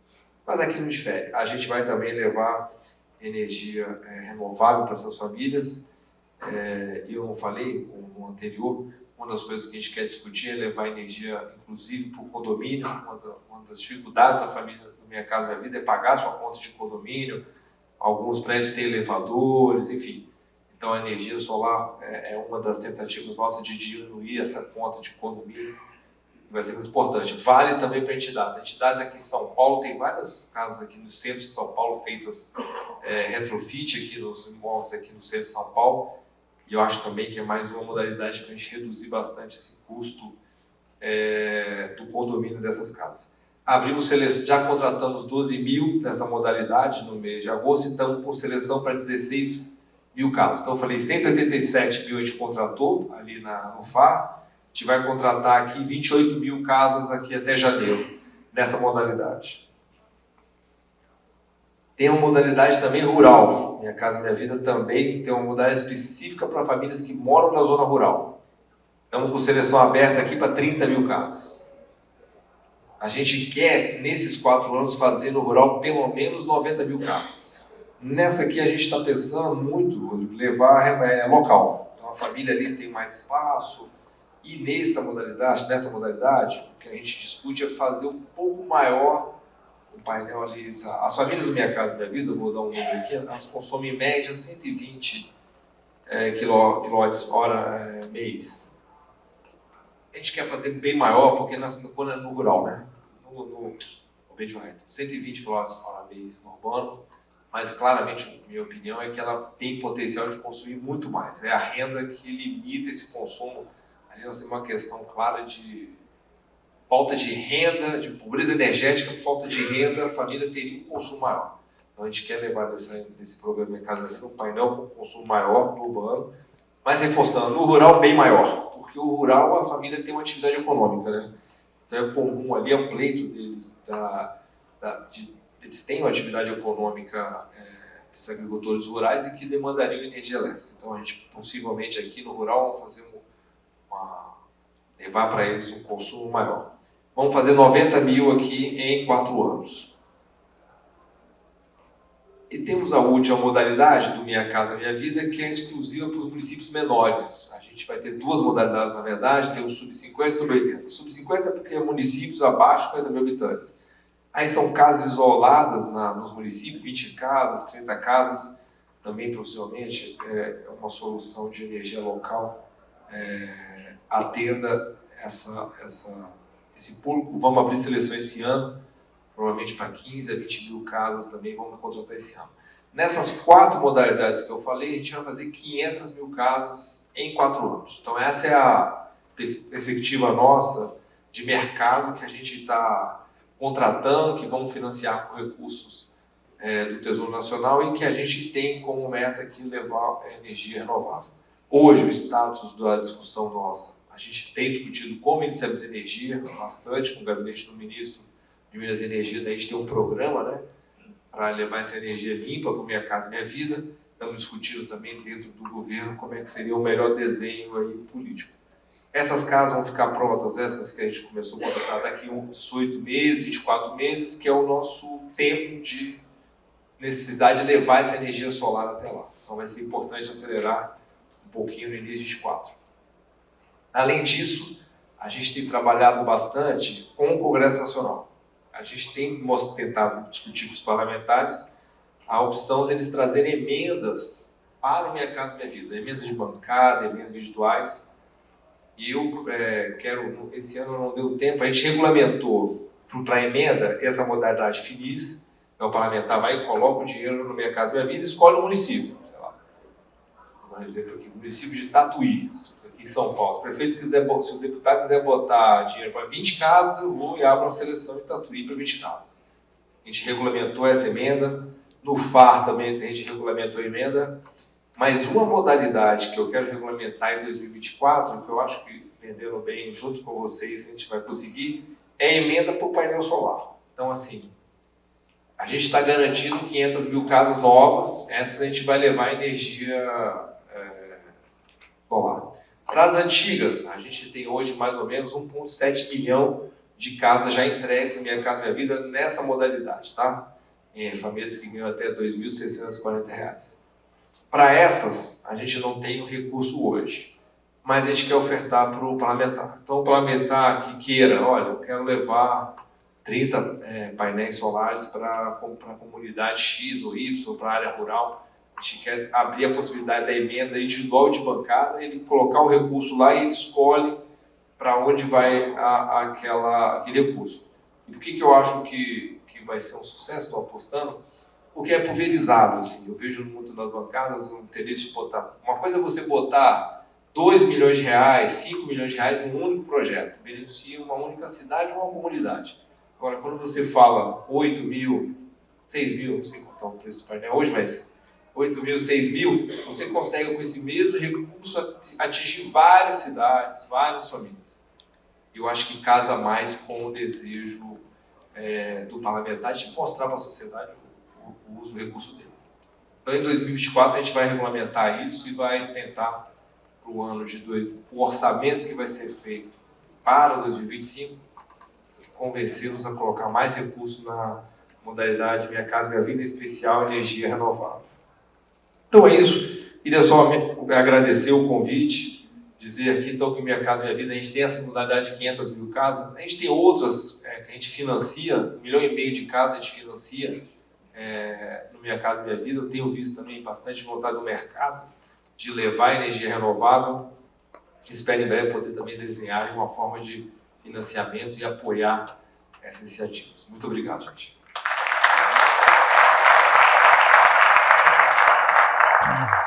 Eu vou quebrar protocolo aqui um minutinho. Primeiro, para agradecer o secretário Ailton pela presença aqui conosco, agradecê-lo pelo trabalho que ele tem feito em favor do programa Minha Casa Minha Vida e dessa modernização do programa Minha Casa Minha Vida com energia solar fotovoltaica.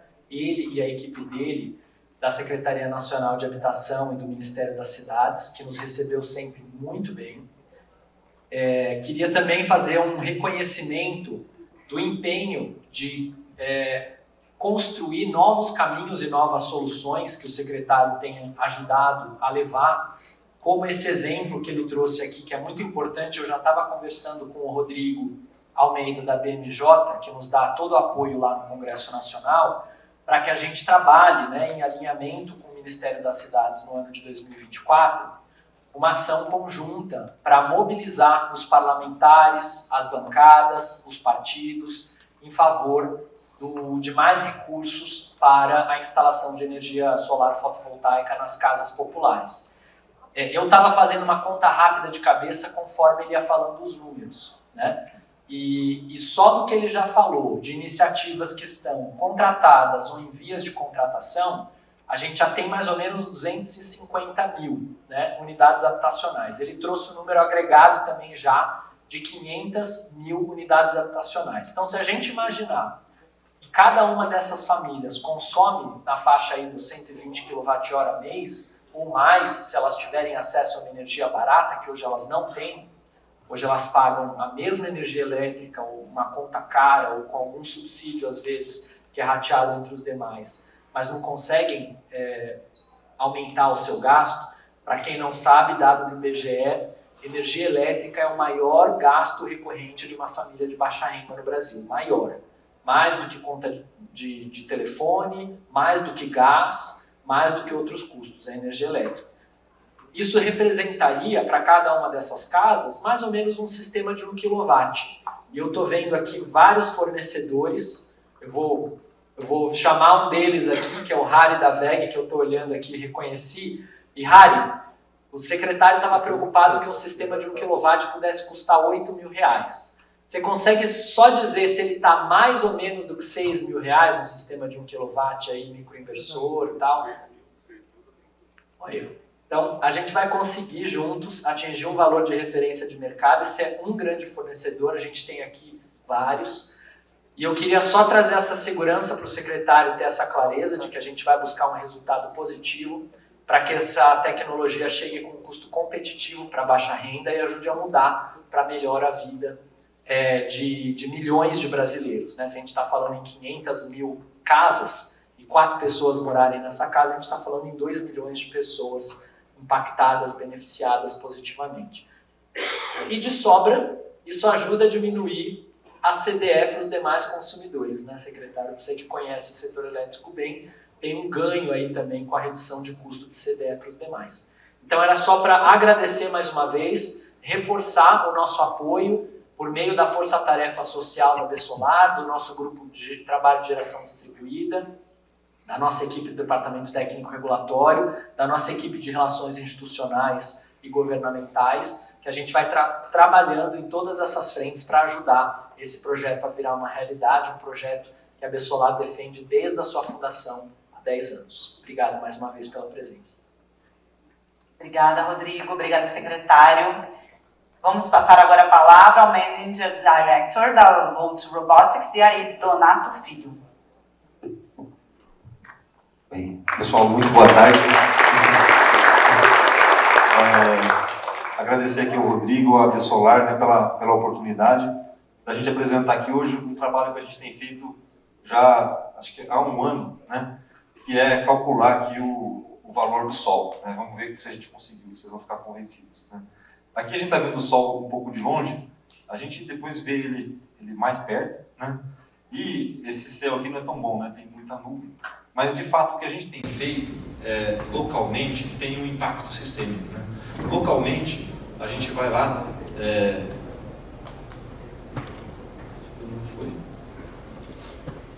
Localmente, a gente vai lá e instala aqui painel a painel, né?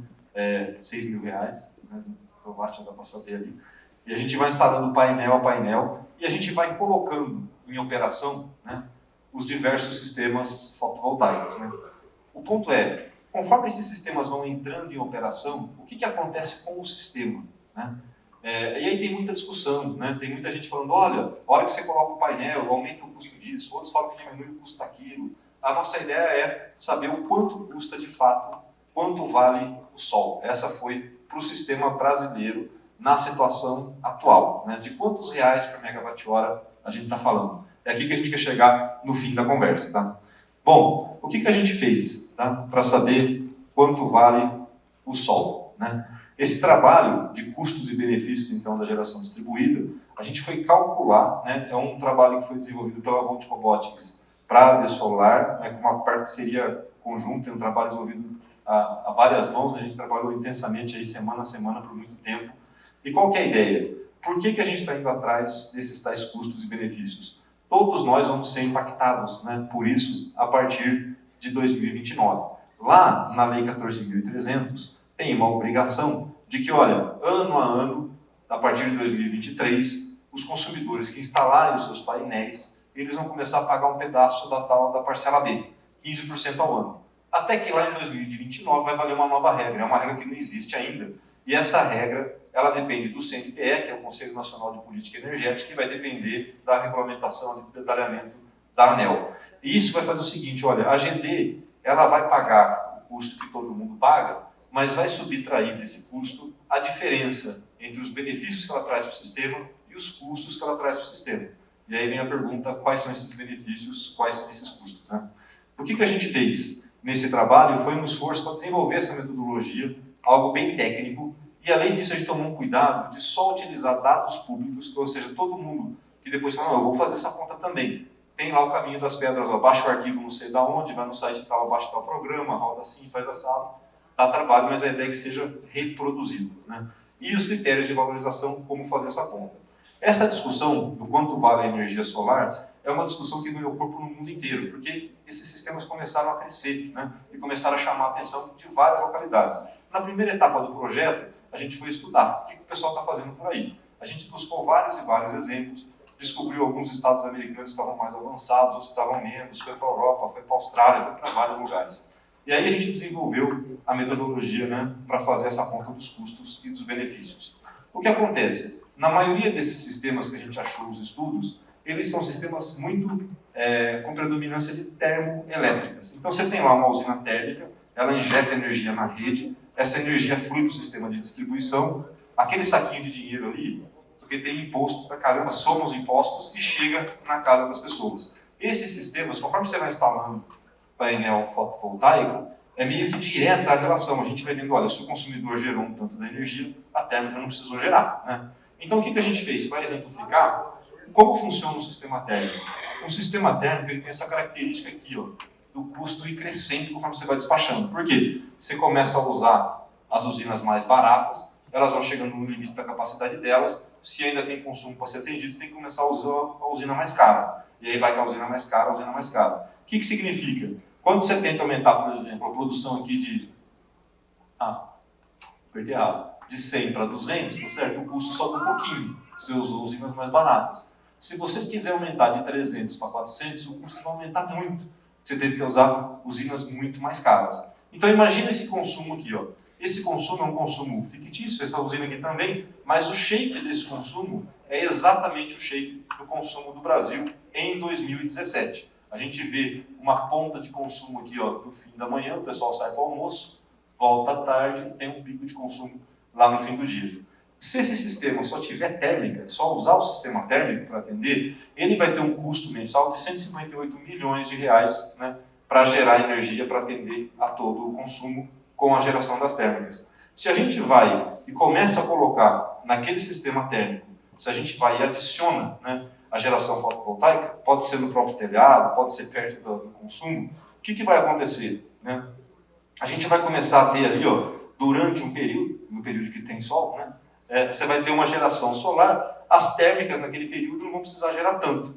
Se a gente colocar 5% do consumo, atender 5% de solar, o custo vira 138,5. O custo cai 12% quando você coloca 5% de solar. Por quê? Você deixou de usar as térmicas mais caras naquele período, o custo cai mais rápido do que o quanto você insere de solar. Mas se eu quiser colocar 5, se eu botar 10, né? Se você for lá e colocar 10, durante aquele período ali que tem sol, né, principalmente ali das 10 ao meio-dia, que tem o pico de insolação, né, o que vai acontecer? Se a gente colocar 10%, o custo vira 123, ele cai 22%. Você desliga térmicas mais caras durante aquele período. E por último, a gente não vai até o fim, né, você não pode ir até o 100, né, esse é o sonho, mas ali, se a gente colocar 15%, o custo vai para 113, é uma redução de 28%. Então, aqui fica muito claro, olha, eu vou colocando painel solar, as usinas vão gerando, a usina solar vai gerando demanda menos térmica, eu vou gastar menos combustível, eu estou, de certa forma, é evidente a redução de custo. E isso daqui são as contas feitas, cada bolinha dessa, cada triângulo, cada quadradinho é uma distribuidora. Cada linha dessa daqui, né, é algum fator que foi analisado. A primeira dela lá em cima é a energia, porque se você gera menos térmica, você gasta menos com energia. A segunda linha é com perdas no sistema. Se você tem menos energia fluindo na rede, vai ter menos perda. A terceira linha é, se você vai botando painel solar, você evita instalar novas usinas centralizadas. Você precisa de menos capacidade. Até aí, depois, T e D capacity, se você está com as pessoas gerando energia perto das suas casas, elas vão precisar construir menos sistema de transmissão e distribuição, menos rede. Tá? E, por último, né, os serviços de suporte ali. Perceba o seguinte, só um detalhe, tá? Aqui em cima, ó, tem muita bolinha, muito ponto. O que significa? Teve muita distribuidora onde foi feita essa conta, muita localidade, e todos fizeram a conta da energia. Quando a gente chega num item que tem 3, 4 bolinhas, significa que para aquele item teve menos avaliação. Por que a gente está falando todos esses? Porque o próximo item ali é uma coisa que a gente nunca tinha percebido, né? Está vendo aquele Fuel Price Hedge? O que significa isso? Se você compra combustível, você tem um medo danado que aconteça o quê? Que o preço do combustível dispare no mercado internacional, por exemplo. Então, o que você faz? Você contrata proteção, contrata o que a pessoa chama de hedge, né? Faz como se fosse um seguro contra a variação de preço.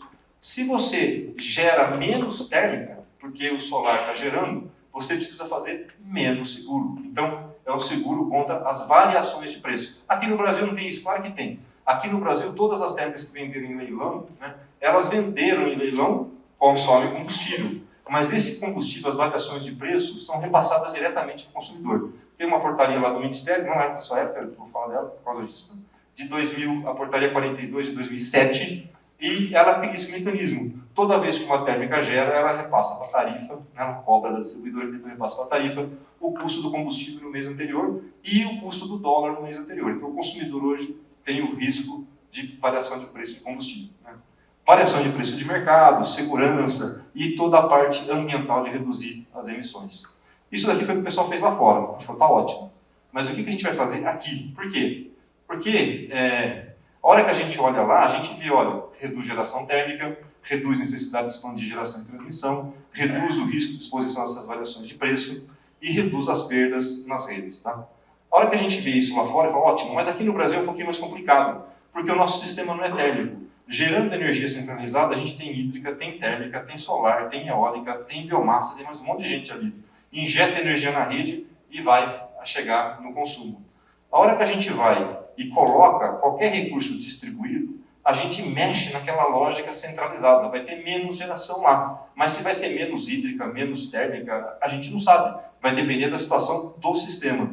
Então você pode ter uma solar que está agregando muito, por exemplo, durante uma seca, ou que está agregando pouco, quando está chovendo muito. Na média, como é que está esse negócio? Como é que a gente faz essa conta? E aí, resume aqui o trabalho. Falar, mas solar é um painel, então não vai... A hora que a gente vê o volume que a gente tem sendo instalado, a capacidade que a gente tem instalada, a gente vê que realmente ele começa a fazer diferença no sistema, né? Ele já fez, por exemplo, antes o pico de consumo era no meio da tarde. A hora que a gente olha aqui, a gente fez duas comparações, pegou duas curvas de carga, um estudo que estava começando ainda, a gente comparou 2022 com 2017. A curva verde é o consumo de energia de um dia típico de abril em 2017. E a laranja é em 2022. A gente percebe, ó, durante a noite, né, quando não tem sol, a diferença entre as duas curvas é grande. Durante o dia, elas quase se encontram. Em 2023, elas já se encontram, né? E o que a gente vê, então? Que essa diferença aqui, ó, aparentemente, né, seria energia solar. A gente fez essa curva distribuidora a distribuidora, e ao fazer isso a gente percebe as distribuidoras que têm GD, a curva fica assim. Distribuidora que não tem GD, a diferença entre as duas curvas é praticamente constante, ou seja, quem provoca essa redução da diferença é a GD, né? Se não tivesse GD, a curva seria assim, o pico de consumo seria no meio da tarde, ele não seria mais no fim da tarde. E a hora que a gente olha, a gente está falando ali de 7.000 megawatts médios em média, né, durante o período de pico de máxima insolação. Isso daqui, gente, é 2022. Se fizer a conta em 2023, a gente pode fazer a conta para qualquer dia, qualquer ano no nosso simulador. Se fizer para abril de 23, dá 11.000 megawatts médios já, tá? Ou seja, mais de 10% do consumo do Brasil está sendo atendido por GD, por energia solar, desculpa, né? Das 9 às 10 da manhã. Aqui é por GD mesmo, tá? Bom, e durante o período lá da super seca, que a gente teve em 2021, a geração distribuída, a gente fez a conta hora a hora e valorizou pela térmica mais cara que estava gerando naquela hora. Se não tivesse a GD, aquela térmica teria que ter gerado mais, ou a gente teria que gerar uma térmica mais cara ainda.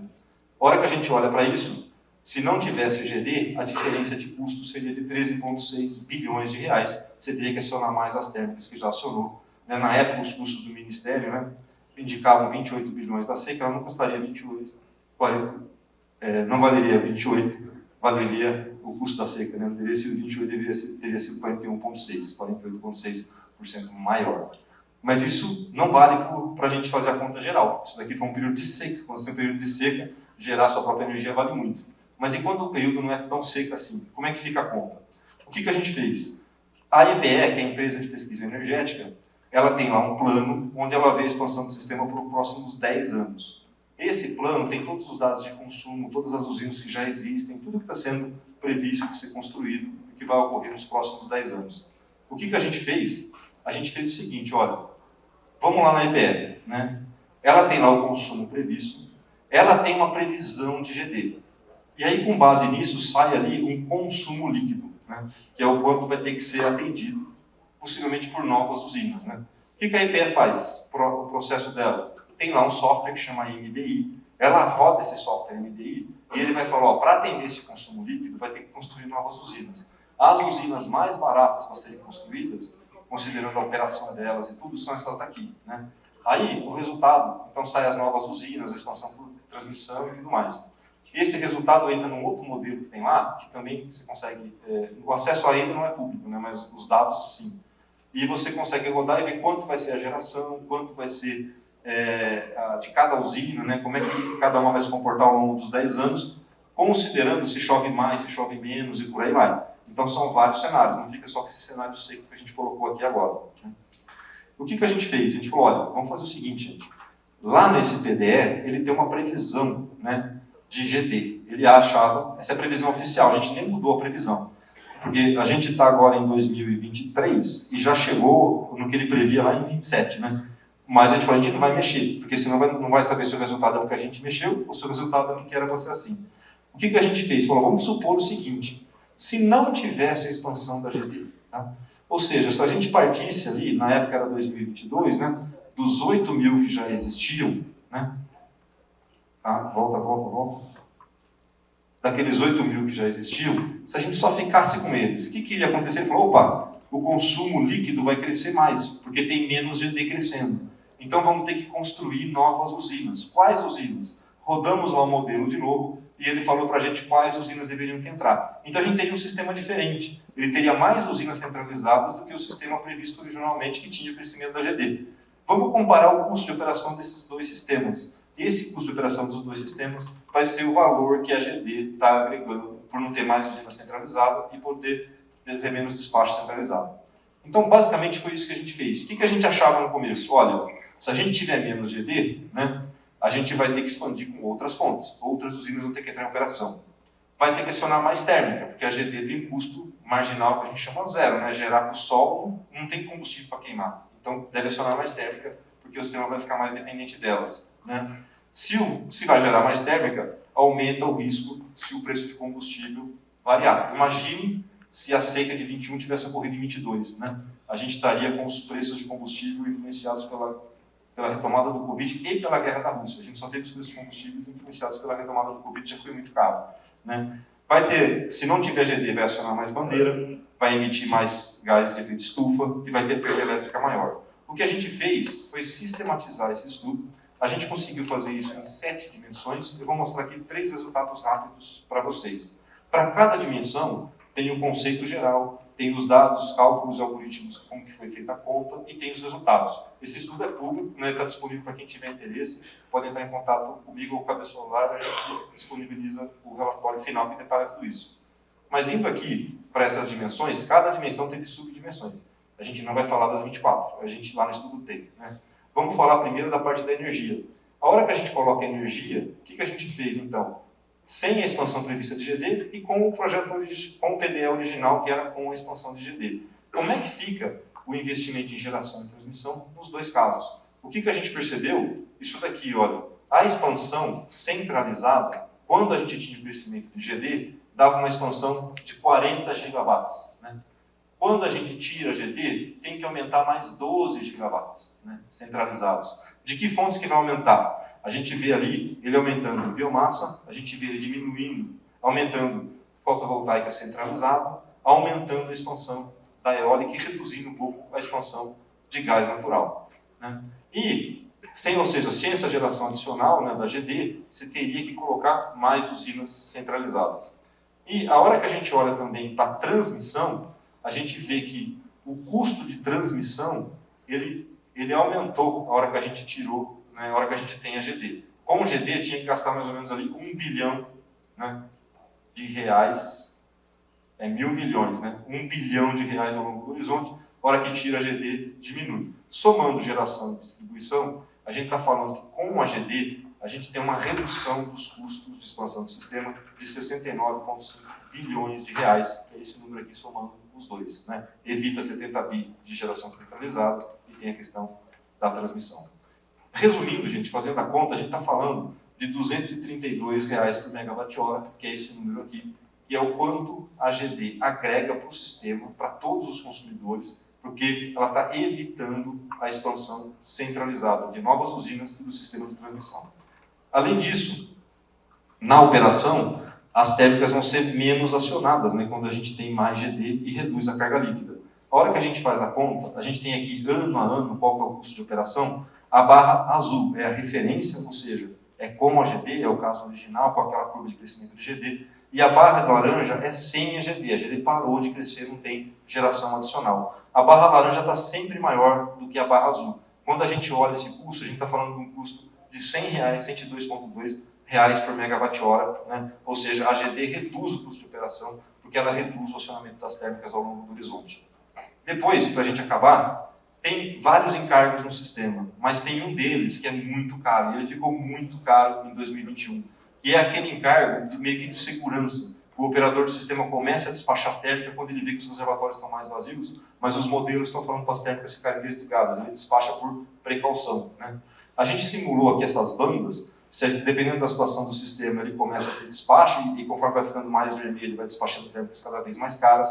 A hora que a gente vê com a GD incremental, que é o caso de referência, né, com aquela previsão de crescimento do GD, o custo seria esse, em torno de 3,3 a 5 bilhões de reais por ano. Aqui tem período seco, tem período chuvoso, aqui é a média, né?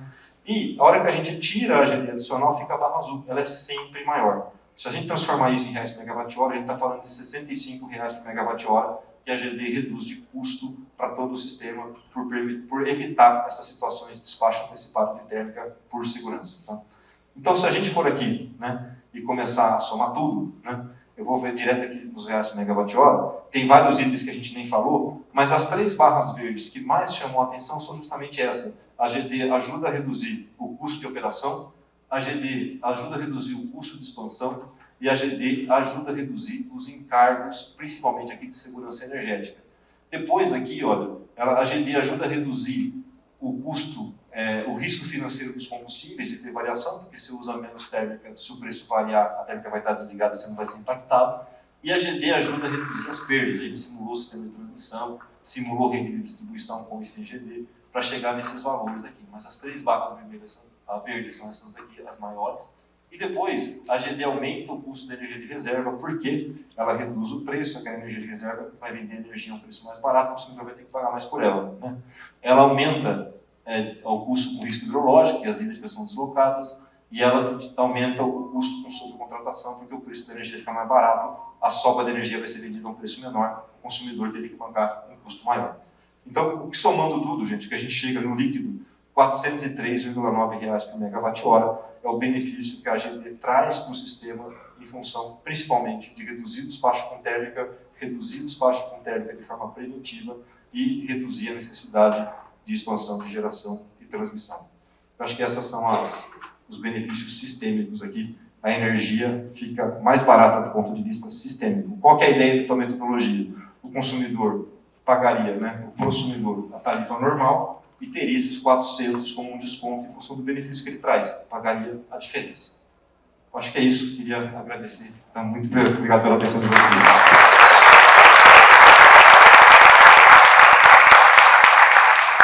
Obrigada, Donato, obrigada a todos. E agora, Rodrigo Sawaia vai mediar o debate. Obrigado, Renata. Eu vou ser breve aqui nas colocações. A gente já começou a receber várias perguntas. Agradeço a todos pelas perguntas.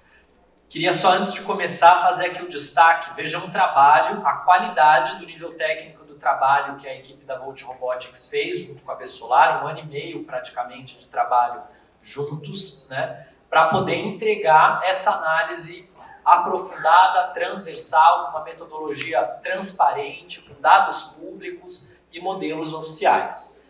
O desafio que nós temos como setor agora é garantir que essa resolução do Conselho Nacional de Política Energética, que vai estabelecer as diretrizes para a ANEEL fazer estas contas, saia apropriada e que a ANEEL faça boas contas.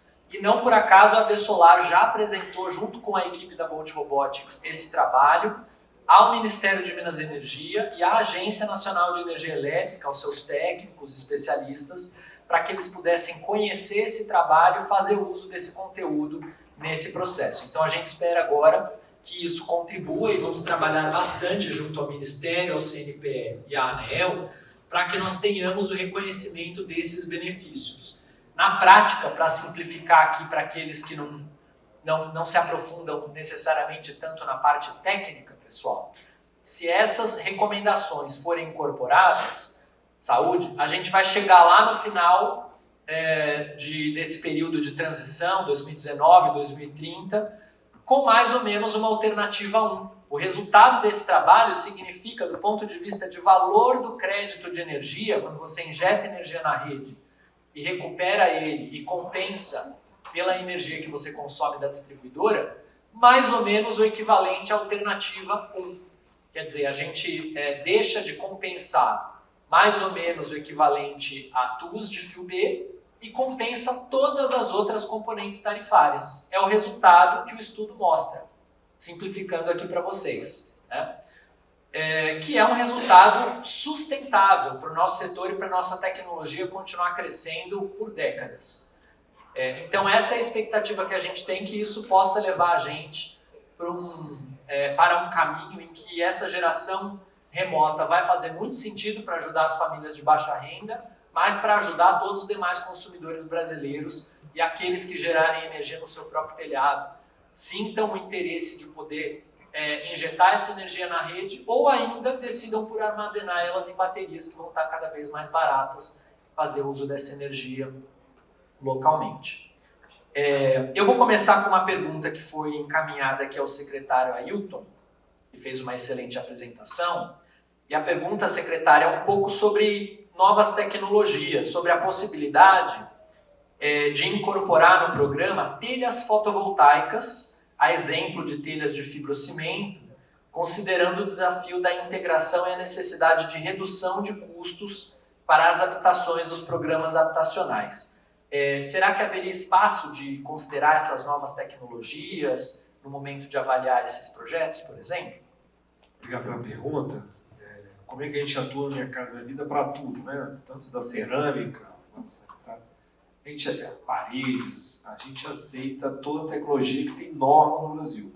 É certificado no Brasil, tem norma de desempenho, pode ser inovadora ou não. A gente não escolhe a tecnologia, né? Então aceitamos sim. É claro que uma tecnologia que traz redução de custo, já permite já uma redução de custo de energia, é uma tecnologia bem-vinda.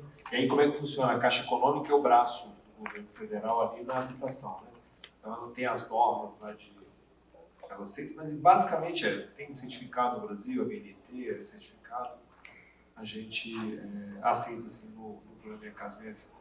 Excelente, e a ABSolar tem trabalhado junto à Inmetro e à BNT, né? A ABSolar coordena a Comissão Especial de Estudo de Energia Solar Fotovoltaica, que faz as normas brasileiras técnicas utilizadas pelo setor, e tem trabalhado junto com o Inmetro essa inovação das portarias, para poder incorporar novos ensaios e ter toda essa garantia para os equipamentos. Então, é um trabalho que a gente faz e é bom que o Ministério saiba que tem essa base sólida para recorrer. Obrigado. Eu vou fazer uma pergunta aqui ao Rodrigo Almeida, que veio um pouco nessa perspectiva do Brasil assumindo um protagonismo internacional maior, Rodrigo, em relação ao G20. Como é que a gente pode utilizar essa posição e essa força também junto no âmbito aí da sociedade civil, para fazer desse momento do Brasil, vamos dizer, no palco e sob os holofotes do G20 e da comunidade internacional, um catalisador para nossa transição energética sustentável do país. O G20 vai ser, vamos dizer assim, vocês vão ouvir mais falar de G20 ano que vem do que do Corinthians, tá, pessoal? Então, é importantíssimo vocês estarem atentos. O Brasil vai ser protagonista em relação a essa pauta internacional. A pergunta, eu não sei se vocês ouviram, né, a respeito do G20. São 400 reuniões o G20 vai conduzir ao longo do próximo ano aqui no Brasil. E, obviamente, vai culminar com uma grande reunião de todos os chefes de Estado, mais para novembro do ano que vem.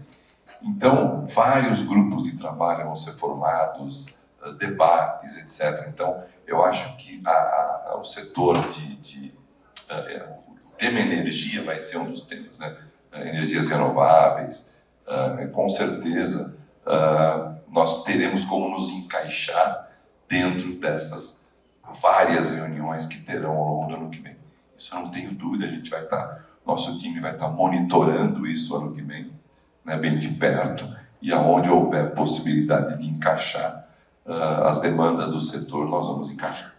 Excelente. E trabalhando em parceria ABSolar e BMJ, nós também faremos o acompanhamento e reporte para os associados dessas novidades internacionais, como a gente tem feito semanalmente nos nossos bastidores de Brasília. Ao Vinícius, excelente apresentação, Vinícius. Eu queria fazer uma pergunta eu mesmo, porque eu reparei que quando você falou do hidrogênio verde, apareceu uma novidade no gráfico da Bloomberg, que foi a China, do lado do Brasil, como o segundo país mais competitivo do mundo para produzir o hidrogênio verde, deslocando o Chile, que era o segundo mais competitivo, mas não passando o Brasil. Então, se você puder comentar um pouquinho de China e o que ela pode representar, tanto para o consumo, para o uso desse hidrogênio, quanto aí como uma possível competição com o Brasil na produção desse hidrogênio para o mundo. Claro, obrigado pela pergunta, Rodrigo. A questão do valor de produção de hidrogênio vai muito pelo preço do eletrolisador, né? E a produção do eletrolisador, o eletrolisador que é produzido na China, ele acaba chegando com um valor muito mais barato para eles, claro, e ainda não se tem também a capacidade de calcular se os outros países vão ter acesso a esse eletrolisador, qual vai ser a oferta, né, desse produto. E também uma questão simples da China de economia de escala, né? De você instalar aí, a China instala 10 gigas de solar no mês, então é uma escala muito grande, né? E acaba baixando bastante esse preço. Mas eu queria só reforçar também que, apesar da China estar se aproximando, baixando o preço e numa perspectiva de exportação, isso pode ser um problema, a gente sempre lembrar da perspectiva de uso doméstico desse hidrogênio. A gente se apega muito a essa questão da exportação e, na minha opinião, não é onde a gente deveria estar com o nosso foco. Nosso foco é desenvolver a indústria local, desenvolver a oferta e a demanda local de hidrogênio, né? Se a gente conseguir exportar, ótimo, mas se a gente não conseguir, que bom que a gente tem um consumo doméstico. Né? Excelente resposta. E para fechar aqui, porque nós já estouramos o horário, eu vou fazer uma rápida pergunta para o Donato, especificamente. Pedir, Donato, para você trazer um pouco para a gente perspectiva pela sua ótica, depois desse trabalho que vocês fizeram em relação à geração distribuída e aos benefícios e custos da geração distribuída, que mostra esse resultado líquido bastante positivo. Na sua visão, quais que seriam os próximos passos? Quer dizer, é importante naturalmente a gente falar desse trabalho, como a gente já falou com o ANEEL e Ministério, mas para onde mais vale a pena a gente levar essa novidade, essas informações, e como você enxerga o setor se engajando nesse trabalho? Bom, quando a gente faz essa conta, né, do benefício, né, a gente tem uma referência ali, né? E essa referência, quando a gente utilizou os dados públicos, utilizou o plano decenal, é uma fotografia do que se via do sistema para aquele futuro e também do que já existia naquele momento, né?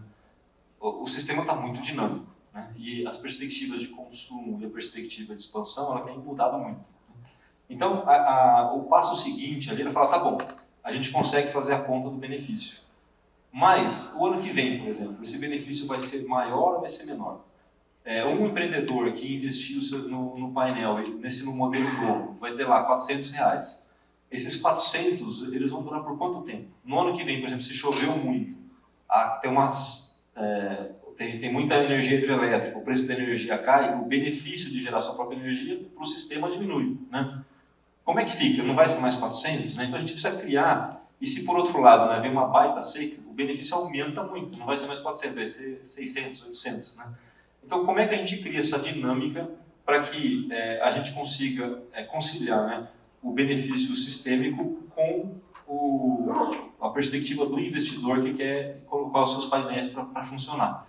Então, acho que o grande próximo passo aqui é criar uma sistemática para que a gente tenha esse benefício calculado, a metodologia seja aprovada, ele valha por um determinado tempo. Então, quem está lá nesse ano vai ter benefício de 400 por 10 anos, e depois vai valer o benefício na hora.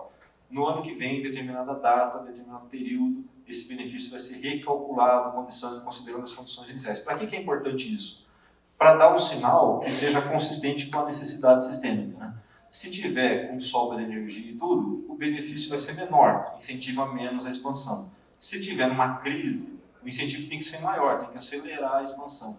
Então, acho que o próximo grande passo é ter uma proposta que coloque realmente o processo com que esse benefício vai ser calculado, recalculado e como ele vai ser aplicado, né, de uma forma recorrente. Tem gente que discute vale por 5 anos ou vale por 10 anos. Tem gente que não tem que mudar todo ano. E dependendo da onde a gente vai, né, nessa barra, fica melhor para o investidor, né, num cenário de seca ou pior num cenário de chuva. Ou pode ficar mais estável e favorece o investimento e pode ter algum arrependimento. Poxa, eu vou ter esse benefício por 5 anos, por 10 anos, e bem agora está tendo uma baita seca. O benefício sistêmico meu é bem maior, mas eu estou recebendo menos. Mas é o preço, né, seria de ter neutralizado aquela receita por um período e garantido ela. Então, acho que agora a gente tem que discutir esse procedimento mais no detalhe, né? E isso vai ser fundamental, porque a partir de 2029 é essa regra nova que vai valer. Ela vai ter muito mais a ver o benefício da GD olhando para o sistema do que somente olhando para a tarifa, que é o que acontece hoje, né? Então, a gente vai conseguir dar muito mais consistência para o desenvolvimento da indústria. Tenho certeza que não só nesse tema, mas em vários outros temas nós teremos a oportunidade aí de interfacear com a Volt Robotics e quem sabe trabalhar com vocês em ações específicas em prol aí da solar fotovoltaica, do armazenamento, do hidrogênio verde e de novas tecnologias. Tamo junto. Pessoal, teríamos muito mais perguntas. Eu já guardei o celular de propósito, que é para não olhar, para não ficar ansioso aqui com as mais várias outras perguntas disponíveis, porque o nosso tempo, infelizmente, já acabou. Mas eu queria agradecer imensamente a oportunidade, pedir uma salva de palmas aos nossos